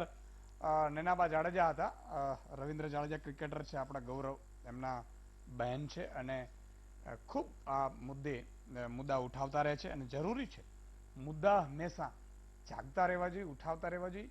આ લોકશાહી છે અને આપણી ફરજ છે કે ક્યાંક એવી અધિકારીઓની હાવી થઈ જતા હોય તો ક્યાંક સરકારને આપણે જગાડીએ. હવે પ્રેરકભાઈ તમારો ટર્ન છે કે સરકારે સંવેદના દેખાડવાની જરૂર હતી એવી વાત છે અને શું કરી શકવું જોઈતું હતું, કારણ કે વાલીઓ ખૂબ અપેક્ષા રાખીને બેઠા છે ને, ઘણા બધાની નોકરી વહી ગઈ, ઇવન કોરોના જે મૃત્યુ પામ્યા હોય કોરોનાના કારણે, આપણે એમના ભગવાન એમના આત્માને શાંતિ આપે, પરંતુ એમના પરિવારનો સમજી લો કે કોઈ ભાઈ છે, હવે એ મૃત્યુ પામ્યો, એને ત્યાં એની પત્ની અને દીકરો કે દીકરી ગમે એ હોય, હવે એ કઈ રીતે ફી ભરતા હશે, કમાનાર છે કે નહીં, એનું સર્વે કોણ કરશે, આવી સંવેદના કોણ દેખાડશે? ઈશુદાનભાઈ, સૌથી પહેલા તો હું આપને અને આપની ચેનલને અભિનંદન આપું છું કે વાલીઓ, વિદ્યાર્થીઓ અને ગુજરાતની જનતા માટે કદાચ આ ત્રીજી ડિબેટ છે કે જે આના ઉપર થઈ રહી છે. અને ગઈકાલની ડિબેટની અંદર અમારા રાજુભાઈ ધ્રુવ પ્રવક્તાએ ચાલુ ડિબેટમાંથી ભૂપેન્દ્રસિંહ ચુડાસમાને ફોન કરી અને જે રાહતની માગણી કરી હતી અને આપે અહીંયા ટીવીમાં ચલાવ્યું હતું બીથું, એ પ્રકારનું આજે થયું છે. હું આપને કહીશ કે આ જે ગ્લોબલ પેન્ડેમિક છે એની અસર બધા જ, કોઈ મોટો માણસ હોય કે નાનો માણસ હોય, દરેકને વધતા ઓછા, અને એટલે જ આ સંવેદનશીલ સરકાર દ્વારા સૌથી પહેલા જાહેરાત કરવામાં આવી દીધી હતી કે કોઈ પણ સ્કૂલ દ્વારા ફી વધારો આ વખતે કરી શકાશે નહીં અને કોઈ પણ સ્કૂલે FRC ની અંદર બી ફી વધારાની માગણી કરશે નહીં. કોઈ પણ સ્કૂલ દ્વારા યુનિફોર્મ હોય, સ્ટેશનરી કે બીજી કોઈ પણ વસ્તુ માટે ફોર્સ નહીં કરી શકે અને છતાં બીજો કોઈ સ્કૂલ દ્વારા ફોર્સ કરવામાં આવશે તો એનું લાયસન્સ રદ કરવામાં આવશે અને એ સિવાય આકરો દંડ કરવામાં આવશે. આપણે જોયું છે કે અહીંયા જે ખાનગી હોસ્પિટલો છે, અમદાવાદની અંદર જ 2 હોસ્પિટલને 5-5 લાખનો દંડ કરવામાં આવ્યો છે. એટલે સરકાર કેવું કડક પગલું લઈ શકે છે, નોટિસ આપી શકે છે, એ હોસ્પિટલોએ બી અનુભવી ચૂક્યું છે. આખા ઇન્ડિયાની અંદર FRC જે કહેવાય, ફી નિયમન કાયદો, એ માત્ર ને માત્ર ગુજરાતમાં છે અને આપણા વાલી મંડળના પ્રમુખ બી અહીંયા છે, એ પોતે બી કહેશે કે જ્યારે આ કાયદો નહોતો ત્યારે દર વર્ષે 10% લઈ અને 20-25% સુધી ફી વધતી હતી, પરંતુ FRC નો કાયદો આવ્યો એ પછી ખાલી અમદાવાદમાં 82 સ્કૂલોની ફીમાં 10% લઈને 40% સુધીનો ઘટાડો આવ્યો છે અને ગુજરાતની અંદર 652 સ્કૂલોની અંદર 10% લઈને 32% સુધીનો ઘટાડો આવ્યો છે. એટલે આમ જોઈએ તો સરકારે ખૂબ જ મોટી રાહત આપી છે. સરકાર એક GR બહાર પાડ્યો છે, એનો GR નંબર છે BMS 1120/142/6/10/2020. કોઈ પણ સારા એ પ્રાઇવેટ પબ્લિકેશન, ચોપડા, પુસ્તકો એ વેચી નહીં શકે, ટ્રાન્સપોર્ટની ફી પણ નહીં લઈ શકે. એટલે સરકાર દ્વારા ખૂબ સારો પ્રયત્ન કરવામાં આવ્યો છે, કોઈ પણ ફી વધારો કરવામાં નથી આવ્યો. પરંતુ સાથે સાથે મારા કોંગ્રેસના મિત્ર જયરાજસિંહભાઈએ એક સવાલ ઉઠાવ્યો હતો કે માનનીય ભૂપેન્દ્રસિંહજી, નરેન્દ્રભાઈ મોદી, આપણા IAS, IPS આ બધા જ સરકારી સ્કૂલોમાં ભણેલા છે. હું પણ એ વાત સાથે સંમત છું અને એમણે કહ્યું હતું કે એમને પૂછી જોજો, અને હું એ વાત સાથે સંમત છું, એ સરકારી સ્કૂલમાં ભણ્યા છે. પરંતુ હું સાથે સાથે જયરાજસિંહજીને એક સવાલ પૂછવા માંગુ છું કે માનનીય શ્રી રાહુલભાઈ ગાંધી ને પ્રિયંકા ગાંધીએ સરકારી સ્કૂલમાં ભણ્યા હતા ખરા? પોઈન્ટ નંબર 2, એમણે સવાલ ઉઠ્યો કે લોકોએ જે મત આપ્યા છે 370 અને પાકિસ્તાનના નામે આપ્યા છે, તો શું એમના માટે 370મી કલમે ઇમ્પોર્ટન્ટ નથી? કાશ્મીરની અંદર 5 લાખ જેટલા કાશ્મીરી પંડિતોને રાતોરાત ઘરની અંદરથી બહાર કાઢી મૂકવામાં આવે છે, એમની હત્યા કરવામાં આવે છે. એટલે તમે એવું કહો છો ડિબેટનું ડેકોરમ જળવાય એ રીતે, પણ પરંતુ જ્યારે જયરાજસિંહભાઈ એવા સવાલ ઉઠાય મધ્યમ વર્ગના, એના તો હું એનો જવાબ આપવું એ બી એ જરૂરી છે, આપણા દર્શક મિત્રો છે. બીજું, જયરાજસિંહભાઈ કહ્યું કે મધ્યમ વર્ગ માટે સરકાર કઈ કરતી નથી. ઈશુદાન, વિનંતી કરીશ કે જે સવાલો ઉઠાયા છે આપણે એમના જ હું જવાબ આપું છું. તો આ ડિબેટનું ડેકોરમ જળવાય એટલા માટે કોઈ વચ્ચે ન બોલે એટલી હું આપણે માત્ર વિનંતી के मुद्दे पे किसने सवाल उठाया? राम मंदिर के मुद्दे पे किसने सवाल उठाया? एजुकेशन के मुद्दे पे सवाल है, उसका कोई जवाब नहीं है. મનસ્વીભાઈ, એક પછી એક હું સવાલના જવાબ આપું છું. તમારે જો વચ્ચે બોલવું હોય તો તમે 10 મિનિટ વચ્ચે બોલી દો, પછી હું જવાબ આપું. મને વાંધો નથી તમારે જેટલું બી બોલવું હોય. હું કોઈના મારું હું વચ્ચે નતો બોલ્યો. મહેરબાની કરી અને મને શાંતિથી સાંભળો. नहीं भाई, आपके बीच में नहीं बोल रहे, आप सिर्फ मुद्दे से मत भटकाइए. आप आज के મેં मुद्दे की મુદ્દે बात સે करिए. નહીં. મનસ્વીભાઈ, તમારે આ વસ્તુ જયારે જયરાજસિંહ બોલતા હતા, જયરાજસિંહે 370 નું બોલે ત્યારે કેમ તમે નથી ઉઠાવતા? માત્ર ઇટાલિયન ચશ્મા પહેરી અને જો તમે બોલવા માંગતા હો તો એનો કોઈ મતલબ નથી. જયરાજસિંહભાઈએ જયારે સવાલ ઉઠાયા, જયરાજસિંહભાઈએ જયારે મધ્યમ વર્ગનું કહ્યું, જયરાજસિંહભાઈ પાકિસ્તાનનું કહ્યું, જયરાજસિંહભાઈ 370 નું કહ્યું, જયરાજસિંહભાઈ મધ્યમ વર્ગ માટે भारत के, ये मेरे को पता है. आपको જવાબ આપું છું ત્યારે તમે આ પ્રકારે તમે વચ્ચે રોકો, કોઈ પણ પ્રકારે યોગ્ય ન કહેવાય. મનસ્વીભાઈ, તમે રાજકીય વિશ્લેષક તરીકે આયા છો, आपने नहीं કોંગ્રેસના दिखाई है। પ્રવક્તા તરીકે आप નથી जो આવ્યા denim જ્યારે હું कपड़े અત્યારે पहनते हो, જવાબ आप આપી जो રહ્યો છું दूसरे ત્યારે कपड़े તમે पहनते આ हो, રીતે उसकी बात વચ્ચે करा करो, interrupt मेरी કરો, बात કોઈ करने પણ की आपको પ્રકારે क्या યોગ્ય जरूरत है? નથી. ना आपकी कोई ताकत है, आप मेरी बात कर सकते हो। મનસુજી હું આવીશ આપની પાસે જી એટલે તમે એવું કહેવા માંગો છો કે આ જે છે એ પણ મુદ્દા ઇમ્પોર્ટન્ટ જ હતા और मुझे नहीं लग रहा है कि जयराज सिंह जी भाई को मनस्वी जी जैसे एडवोकेट की जरूरत है इस डिबेट में। ઈશુદાનભાઈ મને ખાલી 3 મિનિટનો સમય આપી દો. જયરાજસિંહભાઈએ એવો એક સવાલ ઉઠાવ્યો કે મધ્યમ વર્ગ માટે સરકાર કંઈ કરતી નથી, તો એમને ખ્યાલ નહીં હોય કે 3 લાખ કરોડની જે MSME ને કોલેટરલ ફ્રી લોન જે આપવામાં આવી છે એ MSME પણ તમે સવાલ ઉઠાવ્યો એટલે મારે બોલવું પડે છે. જો તમે સવાલ ના ઉઠાવ્યો હોત પણ તો હું એનો જવાબ આપું. કરવા જેવું ખરું એમ એજ્યુકેશનની અંદર સરકારે ખૂબ જ સારા પ્રયત્નો કર્યા છે. FRCB હું જયરાજસિંહભાઈને પૂછીશ કે એમની 5-6 રાજ્યોની અંદર સરકાર છે, કોઈ પણ રાજ્યની અંદર જો FRC જેવું લાયા હોય તો એ એની અંદર બતાવે એમણે એમાં શું પગલા લીધા. અને એમણે જયારે સિવિલ અને વેન્ટિલેટરના સવાલ ઉઠાવે છે તો એમને કોઈ રાજસ્થાનથી લોકોએ આપણા સિવિલની અંદર ટ્રીટમેન્ટ લેવા માટે આવે છે અને આપણા સિવિલ એ તો આખા વિશ્વની અંદર વખણાય છે. બાકી એમને મહારાષ્ટ્રમાં તો અત્યારે એમ્બ્યુલન્સ બી લોકોને મળતી નથી અને મહારાષ્ટ્રની અંદર ઓવરબ્રિજની નીચે બેડ મૂકવા પડે એવી હાલત થઈ ગઈ છે. બિલકુલ માણાવદરથી અશ્વિનભાઈ જોડાયા છે. જી અશ્વિનભાઈ. જય માતાજી સુદાનભાઈ. જય માતાજી. ઘણા સમય પછી તમારો ફોન લાગ્યો. તપસ્યા પડી. બોલો બોલો. હવે મારો પ્રશ્ન ઈ છે કે મેં અત્યારે લોકો પણ જાગૃત છે અને હિન્દુસ્તાન કે ગુજરાતની અંદર લોકો પણ જાગૃત છે, પણ અત્યારે કામરૂ દેશ જેવું કામકાજ થઈ ગયું છે સાહેબ. કારણ કે જાગતા માણસ નથી કહેતા, જાગતા આપણે પથારીમાં ઓલું કરે, ખરાબ કરે, પથારી ખરાબ કરે. મેં અત્યારે મામલતદાર કચેરી માણાવદરમાં 2016માં ભ્રષ્ટાચાર બાબતની લેખિતમાં કલેક્ટર શ્રી જુનાગઢને ફરિયાદ હોજ કરેલી છે. આપણે શું કહેવાય, બરોબર, તમે ફરિયાદ કરેલી છે, પાછી કઈ પગલા લેવાયા નથી. 2016 થી મેં RTI કરેલી છે, ફરિયાદ કરેલી છે, પણ છતાં કોઈ પણ જાતના પગલા લીધેલા નથી. અને બીજું કે અત્યારે જે શિક્ષણનો જે વેપાર ચાલે છે સાહેબ, તો મારે કોંગ્રેસને ખાલી એટલું જ કહેવાનું જયરાજસિંહને કે તમારે હું ખાલી તાલીઓ જ પાડવાની, ડિબેટ જ કરવાના કે બીજું કઈ કરવાનું? બિલકુલ, એ પણ લેશું આપણે. ખૂબ ખૂબ આભાર અશ્વિનભાઈ કે જે દરેક મુદ્દા ઉપર આપણે કરીએ છીએ. એક નાનકડો વિરામનો સમય થયો છે એટલે વિરામ લઈ લઈએ. વિરામ બાદ ફરીથી મહાનુભાવોનો ટર્ન લઈએ છીએ, મહાનુભાવો જાણીએ છીએ. ફોન લાઈન ખુલ્લી છે, તમારો મત પણ જાણીશું. ક્યાંય જતા નહીં તમે. વિરામ બાદ દર્શક મિત્રો ફરીથી આપનું સ્વાગત છે. ભાગી નથી ગયા ની સુદાનભાઈ ને એકલો મૂકીને હું પાછો અહીંયા લડતો તમે પાછા એ સુદાનભાઈ તો આવે એવું નહીં, મને પણ પૂરો વિશ્વાસ છે સાહેબ. અને ગુજરાતમાં આપણે કોઈનો વિરોધ નથી કરતા. આપણે મારો જે વિરોધ છે એ તમે જોજો સિસ્ટમનો વિરોધ હશે. અને સિસ્ટમ કોણ, હું ફરીથી તમને થોડું જ્ઞાન આપી દઉં કે કમલનાથની સરકાર હતી મધ્યપ્રદેશમાં, હવે શિવરાજસિંહ આવી ગયા, સરકાર પાડી દીધી ને આવી ગયા. ફેર શું પડે ખબર છે? કોઈ શિક્ષણ ફી નહીં ઘટે. ફેર શું પડ્યો? જ્યાં કોંગ્રેસના કાર્યકર્તાઓને કોન્ટ્રાક્ટ મળતો હોય ને, પેલા CCTV રોડ ને ફલાણું ટ્રેક્ટરો ને આ બિલ્ડિંગ, એ હવે ભાજપના ને મળે. આટલો ફરક પડે. પણ મારી આપને જે કેવી છે, સિસ્ટમમાં જો ઊંડાણપૂર્વક ઉતરો ને સિસ્ટમને બદલો ને તો કોઈ પણ સરકાર આવે એને જખ મરાવીને કરવું પડે. એટલા માટે એક દર્શક મિત્ર લઈ લઉં. અમિતભાઈ રાજકોટથી જોડાયા છે. જી અમિતભાઈ. જય માતાજી સુદનભાઈ. જય માતાજી. મને 2 મિનિટ બોલવાનો ટાઈમ આપજો. બધાને તમે બધાને બહુ ટાઈમ આપો છો એટલે મારા મહાનુભાવ આંગળીઓ હવે મારે કહેવાના છે.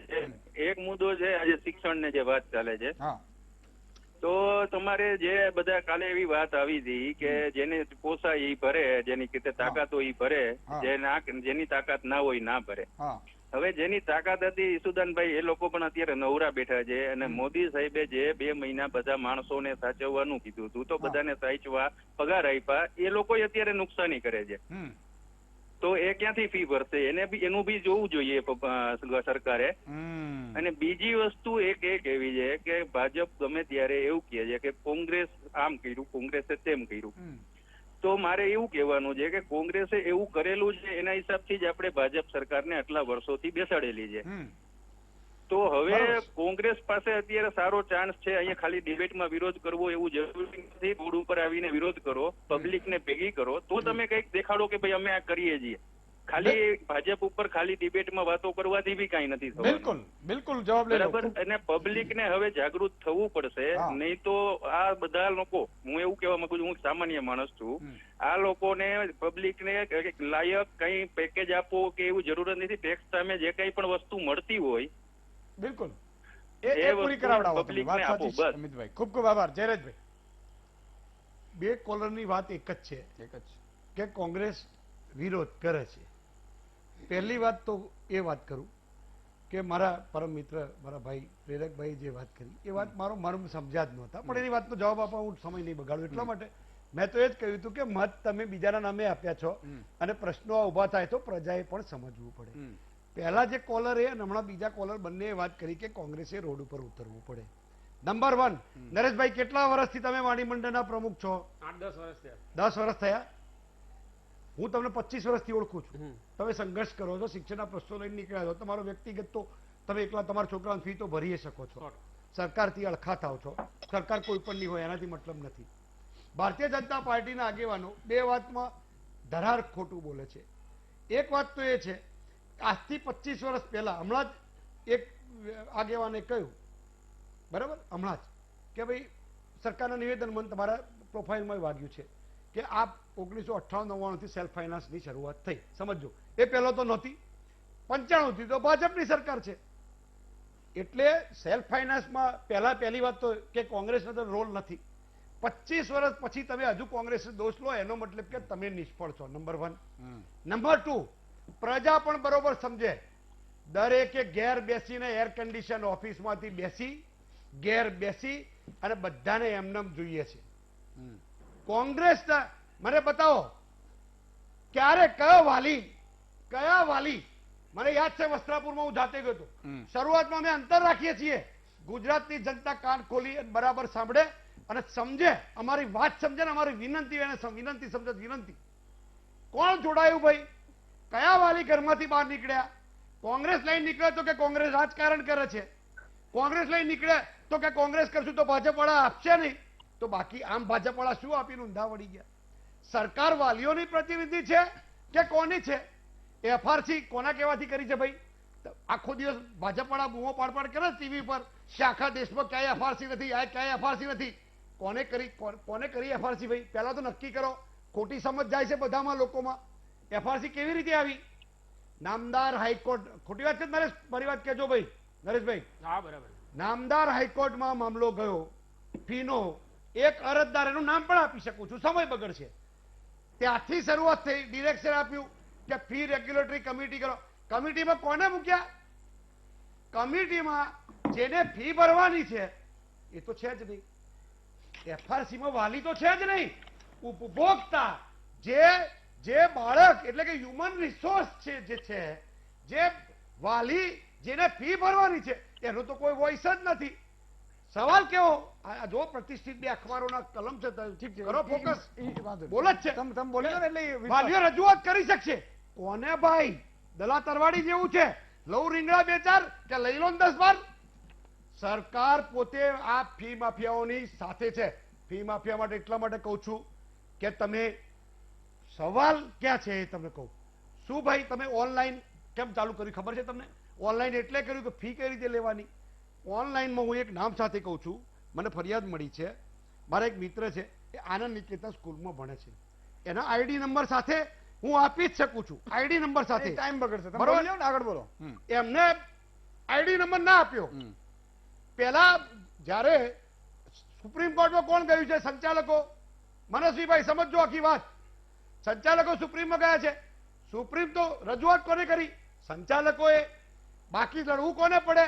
સરકારે. સરકારની સામે કોણ વ્યક્તિ છે? સંચાલકો. તો સરકારને સંચાલકો. સરકારનો જવાબ પૂછો ભાઈ, એમને શું એફિડેવિટ કરી? સરકારે આ ફી ભરવા વાળા વાલીઓની ચિંતા કરી છે? સરકાર કોની છે? ભારતીય જનતા પાર્ટીની. તો સરકારે રજૂઆત કરવાની જગ્યાએ ઉપરથી જે શાળાઓ એફઆરસી આવ્યા પછી જે શાળાઓની ફી ઓછી હતી એમને વધારી દીધી, કારણ કે એમને મર્યાદા આપી હતી. ઓછી ફી લેવા વાળા શાળાઓ તો પસ્તાવો થયો કે આપણે તો મૂર્ખા છીએ તો ઓછી ફી લઈએ છીએ. એમને તો અપર સીલિંગ બાંધી કાઢી. એક એફઆરસી લાયા એટલે શું ઉખાડી લીધું ભાઈ? એફઆરસી થી શું ઊંધા વળી ગયા? વ્યક્તિગત નથી કહેતો, શું તમે પ્રજાને શું ફાયદો કરાયો? ફી રેગ્યુલેશન કોનું રેગ્યુલેશન કર્યું? અને જેને સેલ્ફ ફાઇનાન્સમાં ભણવું છે એ વાલી તો 10% છે. તો તમારે તમારા બાળકને તમારા ઊંચી ફીમાં પોસાતી નથી તો વાલીએ નીચી ફીમાં જવું પડે. વાલી નીચે ફીમાં કેમ જાય? કેમ ના જાય? શાળાઓમાં ઓરડા છે ના, લેબોરેટરી છે ના, ફિઝિક્સના સાધનો છે ના, વર્નિયર કેલિપર્સ છે તો ના, કેમિકલ્સ છે ના, ટેસ્ટ ટ્યુબ છે ના, શિક્ષકો છે ના. શિક્ષકો ક્યાં ગયા? તીડ ઉડાડવા ગયા. શિક્ષકો ક્યાં ગયા? મનરેગાના ખાડા ગણવા ગયા. તળાવો ગોદાય તેના ખાડા ગણવા ગયા. શિક્ષકો ક્યાં ગયા? તો વસ્તી ગણતરીમાં જતા રહ્યા, મતદાર યાદીઓ બનાવવા જતા રહ્યા. 36 પ્રકારના તો શિક્ષકને કામ સોંપાય છે. તો બધો જુલમ ગામડાના શિક્ષક ઉપર કેટલા જુલમ વિતાવો છો. અને પાછો શિક્ષણ સહાયક, શિક્ષક નહીં, ગુરુને લઘુ બનાવી દીધો છે. ગુરુને લઘુ બનાવી દીધો. વિચાર કરો, શિક્ષક તો ગુરુ હતો કોંગ્રેસના જમાનામાં, ઋષિ મુનિઓના ગુરુકુળોથી વખતે વાત કરું છું. તો તમે અપેક્ષા તમારા કુવામાં જ નથી, હવાડામ કેવી રીતે આવશે? તો તમારા વિશ્વ કક્ષાના શિક્ષકો તૈયાર કર્યા. ટાટ ને ટેટ પરીક્ષા આપવા વાળા પહેલા પરીક્ષા નથી લેતા, લીધી તો પરિણામ નથી આપતા, પરિણામ આપો છો તો ભરતી નથી કરતા, એનું પ્લેસમેન્ટ નથી આપતા. શાળાઓમાં તો જગ્યાઓ ખાલી છે. મહેકમ પ્રમાણે કેટલી ઘટ છે, કેટલીક શાળાઓના ઓરડા ઘટે છે, કેટલી લેબોરેટરી ઓછી છે. પુસ્તકાલયોમાં ઝવેરચંદ મેઘાણીનું પુસ્તક અને આજનું વર્લ્ડ ક્લાસ નવી અમેરિકાની જર્નલ બહાર પડી, જર્નલ લેબોરેટરીમાં કે તમારા લાઇબ્રેરીમાં છે. તો સારો સુખી વાલી હોય એને પોસાય તો મોકલે. અને બીજું કહું, તમે ઉદ્ગમમાં અને ડીપીએસ કે જે નામ, હું વ્યક્તિગત મારે કોઈ સ્કૂલનો વાંધો નથી. મારી વાત એ છે કે 20,000 કરોડનું પેકેજ તમે આપ્યું, શિક્ષણમાં શું આપ્યું ભાઈ? 20 લાખ કરોડ, એટલે 20 લાખ કરોડનું પેકેજ આપ્યું હતું. એ સ્ટેટિસ્ટિક છે. શું શિક્ષણમાં શું આપ્યું ભાઈ? શિક્ષણનું જુદું શું પેકેજ છે? સંચાલકોને પણ પોસાય, સંચાલકો મેસેજ કરતા બંધ થઈ જાય, ઈમેલ ના કરે, આપી દો ને પેકેજ ભાઈ. ઓકે, નહીં 30% ફી કરી દો. ઠીક છે. અને પહેલા સત્રની ફી માફી કરવાની છે, એ માફી સરકાર આપી દે. સંચાલકો, તમારા સંચાલકો સાચવવા છે ને. તમને ચૂંટણીમાં ફંડ સંચાલકો આપ્યું છે, અમે સમજીએ છીએ, વળતર માગે, અમે સમજીએ છીએ કે તમને ચૂંટણીમાં ભાજપને ફંડ આપ્યું છે સંચાલકોએ, એવું સુખી લોકો છે. હા, તો એમને વળતર તો માગવાના જ છે. તો વળતર તમારે આપવું છે તો મુવા સરકારના ટેક્સના પૈસા પણ આપી દો ને. 500 કરોડનું પેકેજ જાહેર કરી દો રાજ્યો વાઇઝ, એ ફી ભરી જશે. આ ક્યાં પ્રશ્ન છે? તમારે વાલીઓ સચવાઈ જશે. અમે રસ્તો બતાવીએ છીએ ચોરી કરવાનો. અચ્છા, વાલીઓ સચવાઈ જશે અને શાળાના સંચાલકો તમારા જે ફંડ રેઝર છે, ફંડ એ પણ સચવાઈ જશે. તો પ્રશ્ન ત્યાં છે, સમજો મારી વાત. એટલે મહેરબાની કરી પેકેજ આપ્યા ની રહેવા દો ભાઈ. તમારા કોઈ પેકેજ એક જ મિનિટ. મારી વાત એ છે કે અમે એક દાખલો આપું. નાગરિક બેંકો કે આ બધી બેંકો ઉઠી જાય છે, અમે આંદોલન કર્યું, એકે ડિપોઝિટર ના જોડાયો, એક ડિપોઝિટર ના આવ્યો સાહેબ. બેંકો ઉઠી ગઈ, એક ડિપોઝિટર આવતો નથી. ફી વધારાની વાત કરીએ તો એક વાલી આવતો નથી. આંદોલનની વાત કરીએ, ખેડૂતો તો કોઈ જોડાતા નથી. કેમ ભાઈ? પ્રશ્ન. અને પછી વિપક્ષ પાસે અપેક્ષા રાખો. વિપક્ષ પાસે અપેક્ષા રાખો. વિપક્ષ પાસે માધ્યમ છે. વિપક્ષ આંદોલન કરે તો તમે ઉતરો, આંદોલન કરે તો રાજનીતિનો આક્ષેપ કરો છો, આંદોલન કરો તો 188 લગાડો છો, અત્યારે પેન્ડેમિક નો કાયદો લગાવો છો. તો પછી વિપક્ષ કરે છું, વિપક્ષ માથા પછાડે? મને કહો તો ખરા, વિપક્ષની ભૂમિકા તો બતાવો. વિપક્ષ માધ્યમથી લોકોના ઘેર પહોંચાડે. વિપક્ષ કરે છું, વિપક્ષ બંદૂક લઈને મારવા જવાની છે તો ના, એ તો 188 નો કલમ લાગી જાય. સવાલ એ છે કે જેટલી જવાબદારી સરકારની થાય એટલી જવાબદારી પ્રજાએ પણ જાગૃત બનવું પડશે. આ શિક્ષણ માફિયા હોય કે બીજા હોય, સરકારની નીતિઓ ને ઓળખવી પડશે ભાઈ. હું તમને એક જ મિનિટમાં, BSNL માં અધિકારી નથી, તમારી રેન્જ કેમ નથી આવતી? અધિકારીઓ કેમ ખાલી જગ્યાઓ છે? એ પ્રાઇવેટ મોબાઈલ કંપનીઓ નક્કી કરે કે BSNL કેવી રીતે ચાલવાનું. ગુજરાત થર્મલ પાવર સ્ટેશનો છે, વિદ્યુત બોર્ડ છે, પ્રાઇવેટ વીજ કંપનીઓ એમની વીજળી વેચવા માટે એ નક્કી કરે કે ગુજરાતની સરકારી વીજ કંપનીઓ કઈ રીતે ચાલશે. સરકારી હોસ્પિટલમાં સાધનો નથી, ડોક્ટર નથી. કારણ શું? મલ્ટી સ્પેશિયાલિસ્ટ હોસ્પિટલો નક્કી કરે છે કે સરકારી દવાખાનામાં કેટલી વસ્તુ લાવવાની, કયા ડોક્ટર મૂકવાના. એમ શિક્ષણ બોર્ડમાં શાળાઓ નથી, શિક્ષકો નથી, સાધનો નથી. કારણ કે પ્રાઇવેટ સંચાલકો નક્કી કરે છે તમે એવું સરકારી શાળામાં કોણ જશે. સંચાલકો નક્કી કરે. ઓકે, સંચાલકોનો આક્ષેપ કરે છે. જી મનસ્વીજી. ઈશુદાનભાઈ,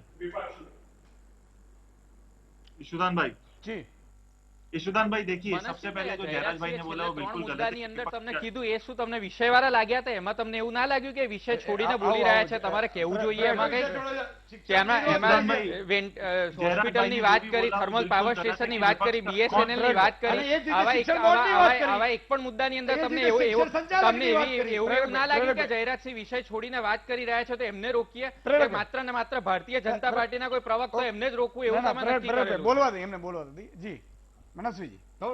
देखिए जयराज भाई ने जो बोला उससे मैं बिल्कुल सहमत नहीं, क्योंकि जयराज भाई जो बोल रहे हैं विपक्ष क्या करे, विपक्ष की बहुत बड़ी जिम्मेदारी होती है, बहुत बड़ी भूमिका होती है। इमरजेंसी के वक्त पे अगर मैं बात करूं कि यही विपक्ष था जिसने इंदिरा गांधी की सरकार को हटाया था। विपक्ष बहुत ताकतवर होता है और गुजरात का विपक्ष जो है अगर विफल है तो इसमें जयराज भाई को संभलना पड़ेगा और समझाना पड़ेगा।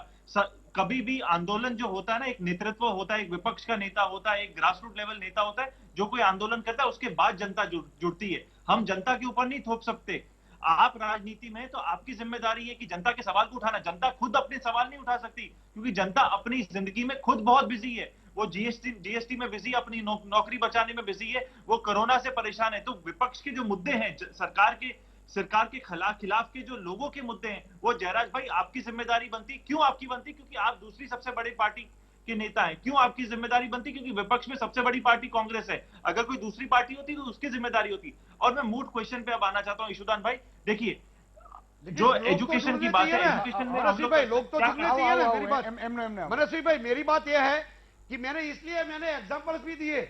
मैंने इसीलिए जयराज भाई देखिए आप अपनी जिम्मेदारी से नहीं हट सकते। आप नहीं चाहते ये जिम्मेदारी अगर कोई डिसीजन है, मैं आपको बोलता हूँ महाराष्ट्र में भी ये इशू है। प्रेरक भाई को शायद नहीं आइडिया होगा पर मैं बताना चाहता हूँ, महाराष्ट्र में भी फीस कम नहीं की जा रही, कर्नाटका में भी फीस कम नहीं की जा रही, बहुत सारे अन्य राज्यों में फीस कम नहीं की जा रही। ये जो है नेशनल पेंडेमिक है, इसको हमको साथ में लड़ना पड़ेगा और इसको लड़ने के लिए, समझने के लिए हमको लोगों की पीड़ा को समझना पड़ेगा। और इसके लिए लोगों की जवाबदारी था कि ना हमारी साथ जोड़ाऊ तो पड़े ना। जयराज भाई आप मैं बाहर हूँ, आप अंदर है स्टूडियो के, तो आवाज का प्रॉब्लम मेरे को बोलने दीजिए। मेरे को नहीं समझ आ रहा आप क्या बोल रहे हो, मेरे को बोलने दीजिए जयराज भाई, उसके बाद आप बोलिए प्लीज। देखिए ये जो है, ये जो इशू है, अगर आप इसमें संवेदना नहीं दिखाएंगे तो तकलीफ रहेगी। ईशुदान भाई मैं जो मोट अभी सोल्यूशन की बात करना चाहता हूं, देखिए ट्रांसपोर्ट फीस नहीं है, यूनिफॉर्म फीस नहीं है, बुक फीस नहीं है, जो ट्यूशन फीस है, क्योंकि अभी 2 दिन पहले कर्नाटका में, बैंगलोर में ऑनलाइन क्लासेस को बैन करने के लिए बहुत बड़ा आंदोलन हुआ लोगों के द्वारा, क्योंकि ऑनलाइन क्लासेस बिना बात से चालू की जा रही है जिसमें लोग पढ़ ही नहीं पा रहे। अलग अलग प्रदेशों में क्या हो रहा है, 5वीं तक बच्चों को बंद कर दो, दूसरी तक बंद कर दो कि ऑनलाइन क्लासेस मत करिए, क्योंकि स्क्रीन टाइम, आंखें खराब होती है, दिमाग खराब होता है ऑनलाइन में घंटों बैठने रहने से। तो इसके ऊपर एक सोल्यूशन लाना पड़ेगा कि हम लोग जब ट्यूशन फीस है, जब इंफ्रास्ट्रक्चर एजुकेशन का बहुत कम यूज होने वाला है, 25% यूज होने वाला है, 50% यूज होने वाला है, तो उसके हिसाब से फीस, जो ट्यूशन फीस है उसको भी हम रिड्यूस कर दें या एक कैप कर दें। अगर आप पूरी खत्म नहीं कर सकते, आप 25% फीस ही लीजिए, क्योंकि आपका रिसोर्स जो है 25% यूज होने वाला है, या 50 हो रहा है तो 50 पर रिलीफ दीजिए। देखिए ट्रांसपोर्ट यूज नहीं हो रही, यूनिफॉर्म नहीं यूज हो रही, तो आप नहीं पैसा ले रहे, अच्छी बात है, पर ट्यूशन फीस को भी अगर आप कैप कर दीजिए, कम कर दीजिए, लोगों को बहुत सहायता मिलेगी। हम लोग जो यहाँ पे बैठे हैं शायद हमारे को इतनी तकलीफ नहीं है, पर जो लोग बाहर है जिनको पीड़ा ज्यादा होगी उसके लिए हमको सोचना पड़ेगा। और बीजेपी की जिम्मेदारी है। प्रेरक भाई अगर ये आवाज अगर आप एजुकेशन मिनिस्टर तक लेके जाएंगे तो बहुत ज्यादा फायदा होगा गुजरात के लोगों का। हमको ये सोल्यूशन ओरिएंटेड बात करनी चाहिए। ये कोई ना ही मेरे को पता है गुजरात में किसी को क्रैश कोर्स मिला हुआ है कोरोना के ऊपर, ना ही आपको पता है इसके। ये इनोवेटिव सॉल्यूशंस हमको खुद क्रिएट करने पड़ेंगे, और जब तक हम लोग बात नहीं करेंगे, डिस्कशन नहीं करेंगे, डिबेट नहीं करेंगे, सोल्यूशन नहीं मिलेगा। और जनता सब जानती है, और हमको किसी को भी मजबूर नहीं करना चाहिए आंदोलन करने के लिए, क्योंकि आंदोलन जो होता है बिना बात से समय भी बर्बाद होता है, रिसोर्स भी बर्बाद होता है। अगर सरकार खुद समझ जाती है तो इससे बड़ी कोई बढ़िया कोई बात नहीं। बिल्कुल बिल्कुल। एकाद दर्शक मित्र बोटादथी रमणभाई છે। જી રમણભાઈ। જય માતાજી સુદનભાઈ। જય માતાજી। હું બોટાદથી બોલું છું। મારી દીકરીનું એડમિશન મેં ભાવનગર સ્કૂલમાં લીધું છે 11મા ધોરણમાં। હા, હજી સ્કૂલમાં પગ નથી મૂક્યો અને એમ કહે છે 6 મહિનાની ફી ભરો એમ। 3 મહિનાની નહીં, 3 મહિનાની ફી ભરવા તો અમે એગ્રી હતા, બરોબર, તો એને 3 મહિનાની ફી સ્વીકારવાની ના પાડી। ના તો ડીઈઓ ને તમે ફરિયાદ કરો। ડીઈઓ ને કહેવી સાહેબ, ગમે એને કહેવી, પણ કોઈ સાંભળવાળા જ નથી। ડીઈઓ હોય તો એનો જવાબ કોઈને જવાબ દેતો, બરોબર। અને મારો સવાલ છે જયરાજસિંહ ને મારે કહેવાનું છે, વિરોધ પક્ષની જવાબદારી છે કે શિક્ષણના મુદ્દે બહાર આવે અને વાલીઓને પણ જાણ કરે એની, બરોબર। બિલકુલ, અને કહી દઉં રમણભાઈ, ખૂબ ખૂબ આભાર. જયરાજભાઈએ 2 વાર એ જ જવાબ આપ્યા કે તમે જોડાતા નથી એમ. ઈ એમ કે ગોળી જવા તૈયાર નથી, કોઈ જોડાય તો થાય ને એમ. એક નાનકડા વિરામનો સમય થયો છે, પણ મિત્રો અલ્ટિમેટલી આ બહુ જ મેં કહ્યું કે આમાં સિસ્ટમ. હવે સમજો કે એમણે ભૂપેન્દ્રસિંહે કીધું, વિનોદ રાવજીએ કીધું, એને અભિનંદન કે ભાઈ આ નહીં 3 મહિના લેવાની ફી, તો ફી ઉઘરાવે છે ને. હવે એને કોણ પહોંચશે? હવે મારો વાલી, આપણો વાલી ક્યાં જઈને ફરિયાદ કરશે સાહેબ? એટલે હું કહું છું કે એક પરિપત્ર બહાર પાડે અને જે માંગે એનો ફોન રેકોર્ડ કરી લે, જે સ્કૂલ માંગે એનો, અને રેકોર્ડ કર્યા બાદ ડીઈઓએ એને પગલાં લેવાના રદ કરવા માટેની. આવું કંઈક કરવું પડશે તો થશે. નરોવા કુંજરવાથી નહીં થાય. વિરામ બાદ તુરંત મળીએ છીએ. વિરામ બાદ દર્શક મિત્રો ફરીથી આપનું સ્વાગત છે. રિષભભાઈ અમદાવાદથી જોડાયા છે. રિષભભાઈ નમસ્કાર. ઈશુભાઈ નમસ્કાર. નમસ્કાર. અચ્છા સાહેબ, તમારો પ્રોગ્રામ જોઈએ છે રેગ્યુલર, બહુ સરસ હોય છે. Very good. અને પબ્લિકના જે તમે સવાલ પ્રશ્નો ઉભા જે કરો છો, જે દરેકના જીવનમાં લગતા છે, જે ક્યાંક ને ક્યાંક આર્થિક રીતે સંકળાયેલા છે, એ બદલ ખૂબ ખૂબ આભાર. અને સાહેબ મારે 2-3 પ્રશ્નો છે, થોડો ટાઈમ આપો તો સારું.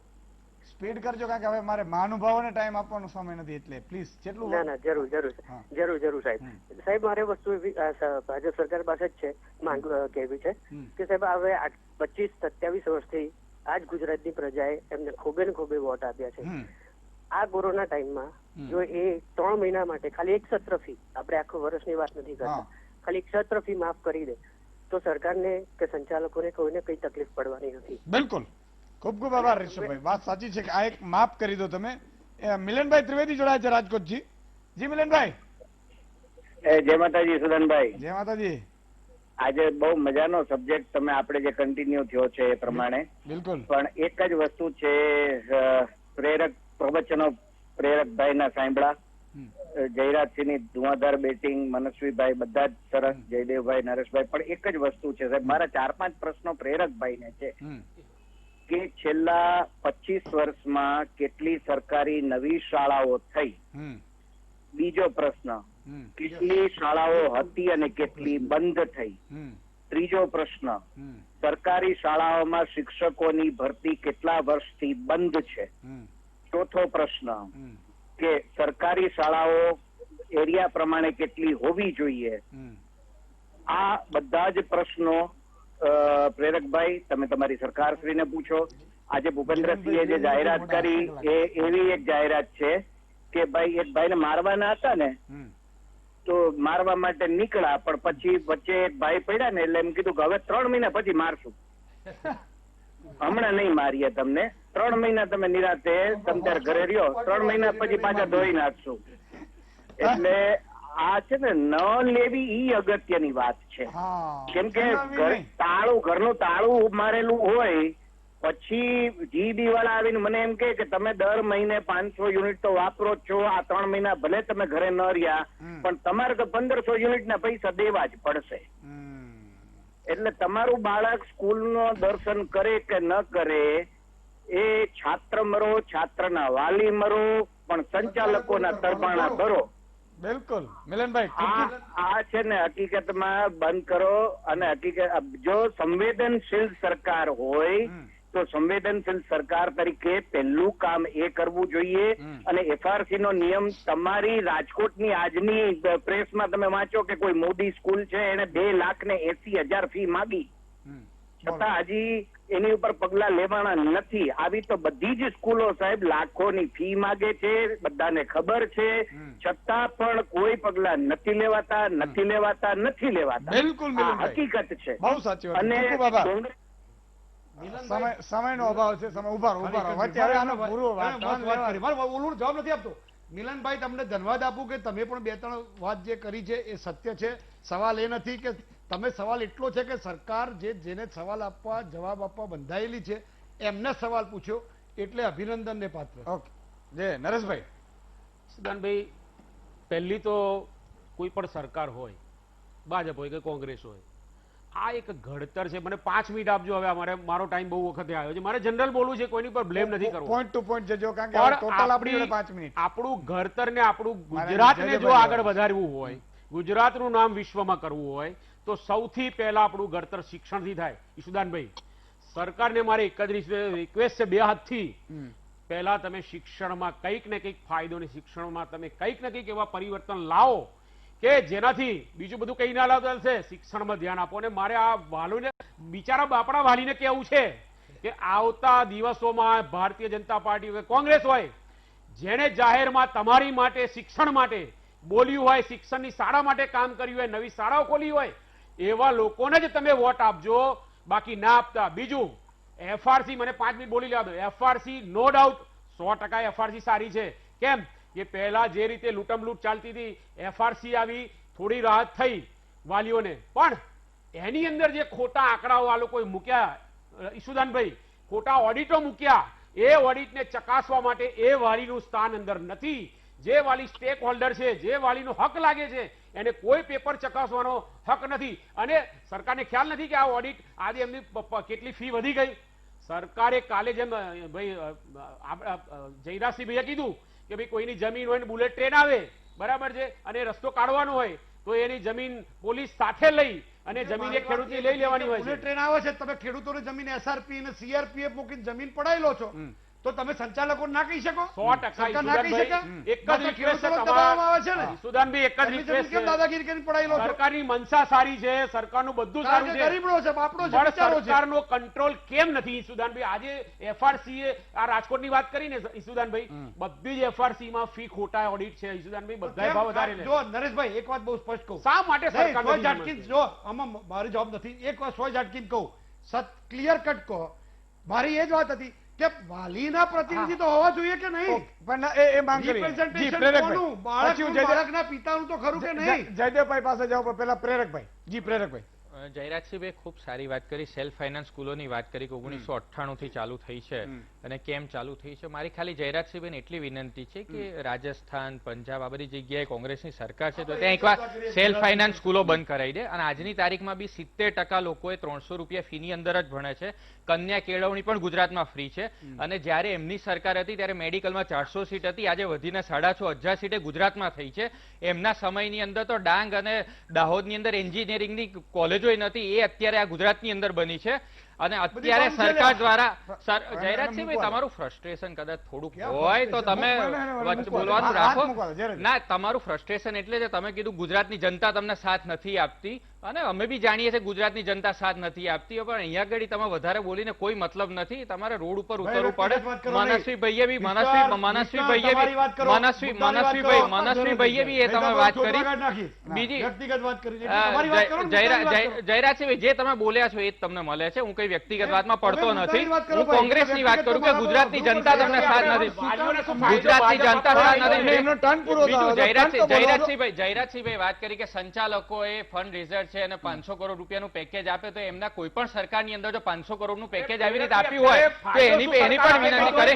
સરકાર દ્વારા કોઈ પણ પ્રકારની પણ સાથે સાથે આપણે એ પણ સમજવું પડે કે શિક્ષક છે, પ્યુન છે, ક્લાર્ક છે, ક્લીનર છે, માળી છે, આ બધાને પગાર બી ચૂકવવાનો હોય છે, સ્કૂલનું મેન્ટેનન્સ બી કરવાનું હોય છે, અને ફી નહીં વધારવાની. હવે જેને ઇટાલિયન ચશ્મા પહેર્યા હોય એવા કોઈ પણ હોય તો એને ના દેખાય આની અંદર, એ સ્વાભાવિક છે. એફઆરસી ની અંદર બી એમને વાંધો નીકળે, પરંતુ એમણે એમના રાજ્યોમાં, એમના શાસનના 12 લાખ કરોડના એમણે કૌભાંડો કર્યા, એટલા માટે ગુજરાતની જનતા એમને સાથ નથી આપતી. અને એના કારણે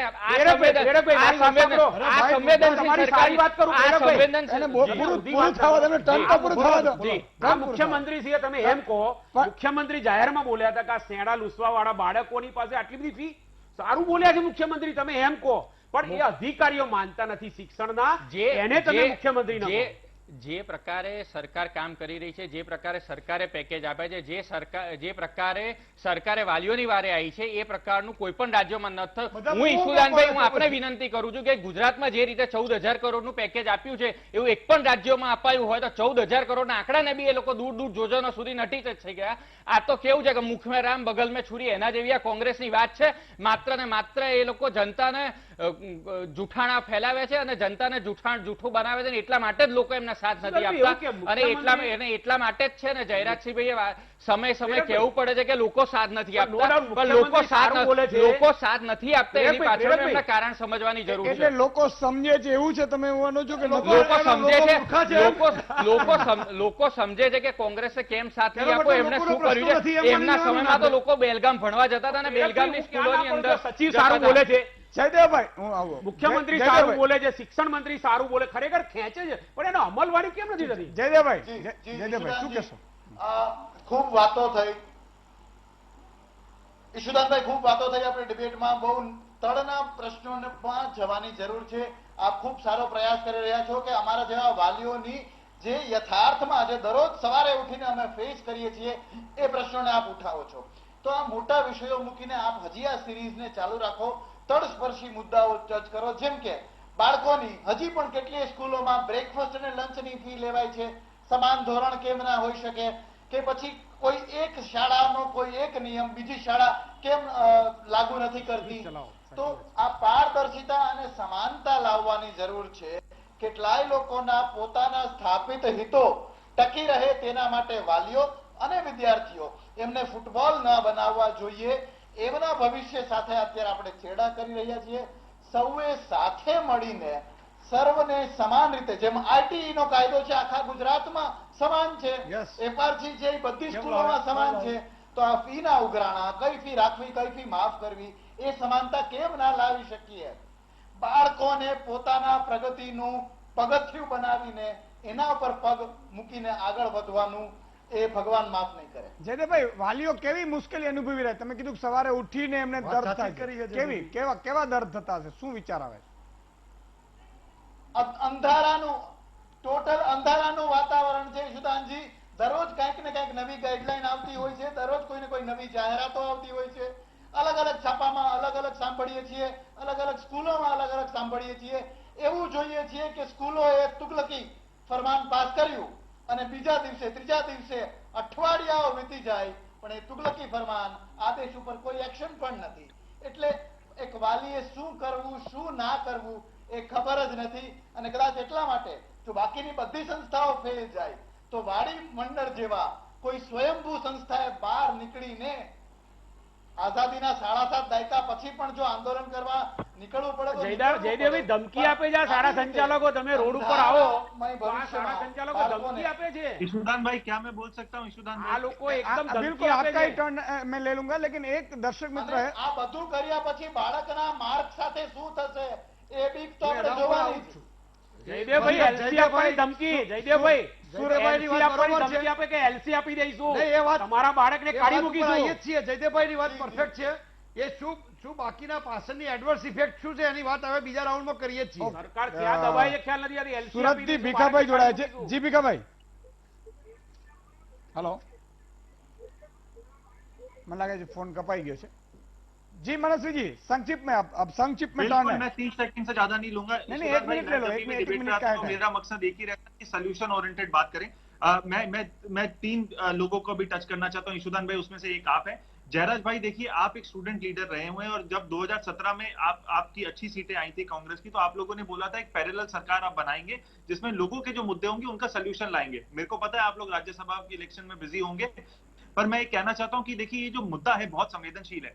अगर सरकार को अगर हम कुछ गाइडेंस दे पाए, क्योंकि देखिए विपक्ष का उतना ही जिम्मेदारी, आपको अभी कोरोना के क्राइसिस में सड़कों पे निकलने की जरूरत नहीं है. एक ऑल्टरनेटिव, एक आप पेपर पब्लिश करें, एक सरकार को दीजिए और प्रेरक भाई को दीजिए, एक निमित्त बने वो कि सरकार तक पहुंचाए कि हम लोग सोल्यूशन लाए. देखिए गुजरात की पब्लिक के लिए हमको सोल्यूशन लाना है. जिस तरीके से ईशुदान भाई की ये तीसरी डिबेट है और लगातार गुजरात के रिलेटेड जो भी मुद्दे होते हैं, गुजरात को स्पर्श करते हुए पहले व्यक्ति हैं जो वो सवाल उठाते.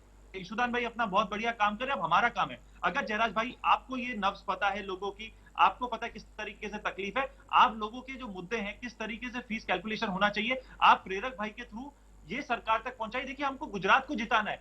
अभी बीजेपी कांग्रेस करने की कोई जरूरत नहीं. गुजरात कैसे जीतेगा, गुजरात का ये फीस का कैसा सोल्यूशन लेके आए, ये 3 महीने को किस तरीके से हम माफ करें जिसमें स्कूल को भी नुकसान ना हो और हमारे जो स्टूडेंट्स के पेरेंट्स हैं उनको, वाली जो है उनको भी कोई नुकसान ना हो. और ईशुदान भाई का जो साथ हमारे को मिल रहा है, ये हमारे ऊपर बहुत बड़ी कृपा है। तो इसका सोल्यूशन ओरिएंट हम किस तरीके से लेके आए हैं? બિલકુલ બિલકુલ જયરાજભાઈ સંક્ષિપ્તમાં 1 મિનિટ મનસ્વીભાઈએ સારી વાત કરી, એ વાતથી હવે આગળ વધારું. મનસ્વીભાઈ, એક વાત બહુ સ્પષ્ટ છે કે આપે જે વાત કરી એ સંમત, એ વાત લાગણી સાથે છે. અમે વિપક્ષમાં મોટા અવાજથી પ્રજાનો વોઇસ લાઉડ કરી જેટલી કેપેસિટી છે એ પ્રમાણે કરીએ છીએ. નંબર 1.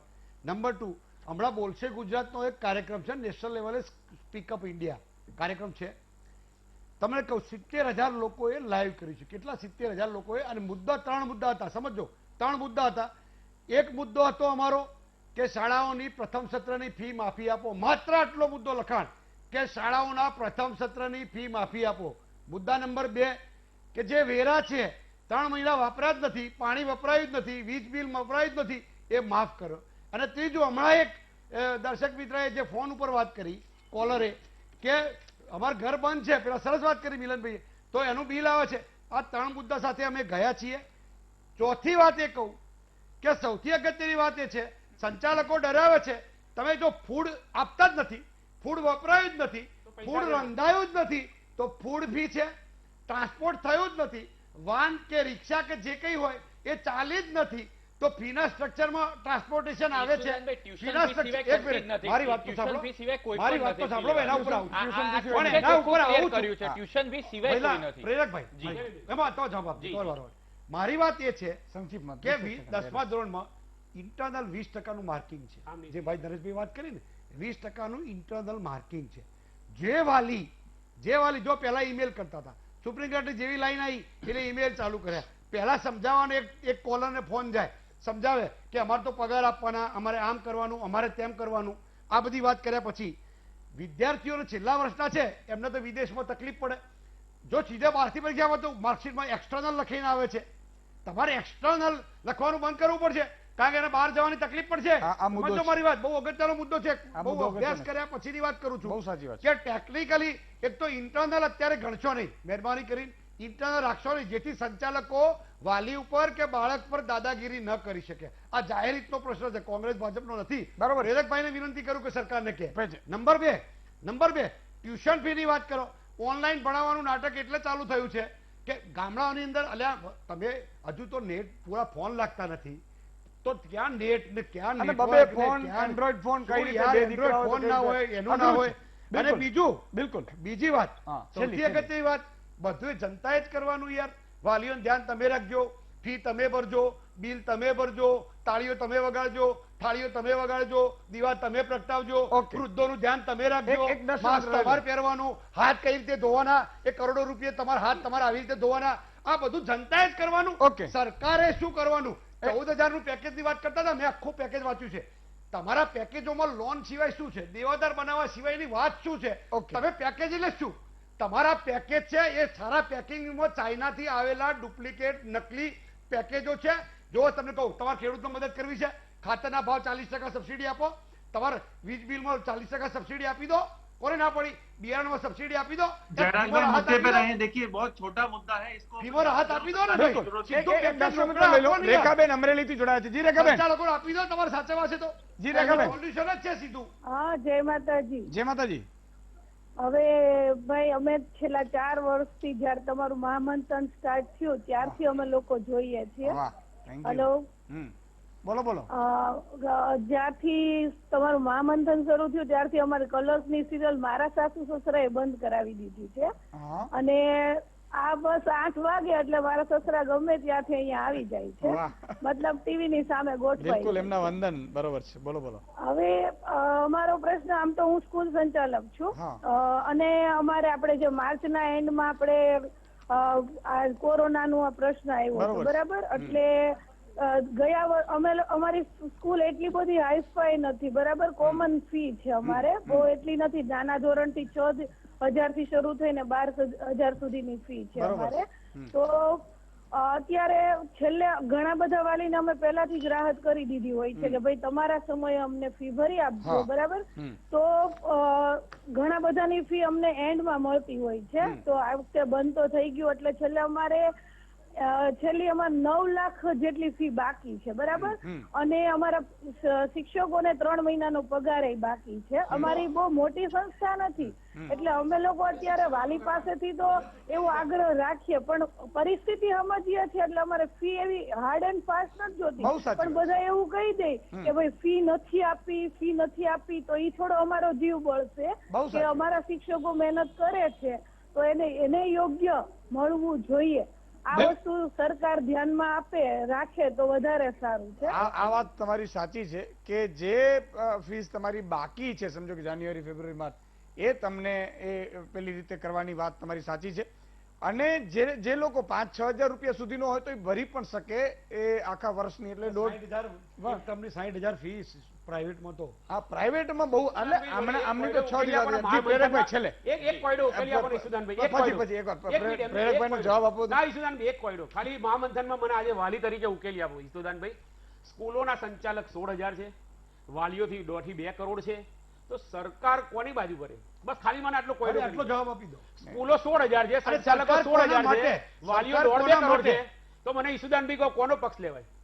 ખાલી આટલું મને સમજાવી દો. એટલે હું કહું, હા, સરકારે એફિડેવિટ શું કર્યું કોર્ટમાં? 16,000 ને સાચવવાના કે 1.5-2 કરોડ વાલીઓને સાચવવાના? આજે મહામંથન તમારું સક્સેસ ગયું. ઈસુદાનભાઈ, હમણાં એક આપણા દર્શક મિત્રોનો બી સવાલ હતો, તો હું ખાલી એટલું જ સમજાવીશ કે અમદાવાદ સ્કૂલ બોર્ડ છે એના દ્વારા અત્યારે 352 સ્કૂલ અમદાવાદમાં કાર્યરત છે અને ગુજરાતમાં 7,000 કરતા વધારે સરકારી સ્કૂલો ચાલે છે. તમે જોશો કે અહીંયા આગળ શાળા પ્રવેશોત્સવ થાય છે અને ઘરે ઘરે જઈ અને વિદ્યાર્થીઓને એડમિશન અપાય છે. એ ગુજરાતમાં જ થાય છે, બીજા કોઈ રાજ્યમાં થતું નથી. બીજું જે જયરાજસિંહભાઈ વાત કરી કે તમે માત્ર પેકેજની અંદર લોનો આપી છે, તો કદાચ એમણે આખું પેકેજ એમણે નહીં વાંચ્યું, એમને ખ્યાલ નહીં કે વાણિજ્ય એકમોની અંદર 20% જેટલી રાહત આપેલી છે, રહેણાંક પ્રોપર્ટીની અંદર 10% જેટલી રાહત આપી છે. પણ એમણે વેરાની વાત કરી હતી. અરે ભાઈ, જ્યારે જયરાજસિંહભાઈ વેરાની વાત કરે છે ત્યારે તમે સવાલ કોંગ્રેસ ભાજપની આ તકલીફ છે. તમે જ્યારે કોંગ્રેસ વાળા સવાલ ઉઠાવે છે ત્યારે ભાજપની આ તકલીફ અને જ્યારે જવાબ આપવા આવું છું ત્યારે મનસ્વીભાઈ જ્યારે જયરાજસિંહભાઈએ સવાલ ઉઠાવ્યો વેરા રિલેટેડ, એ વખતે તમે એવું નથી કહેતા કે તમે આ સવાલ ના ઉઠાવો, તમે શિક્ષણની વાત કરો. હું જયારે જવાબ આપું છું એનો, ત્યારે તમને એ વાંધો આવે છે? આ જ વસ્તુ મનસ્વીભાઈએ કરી હતી, આ કરી રહ્યા છે, તો એમણે એક વખત પેકેજ વાંચી લેવું જોઈએ શું છે. અને બાકી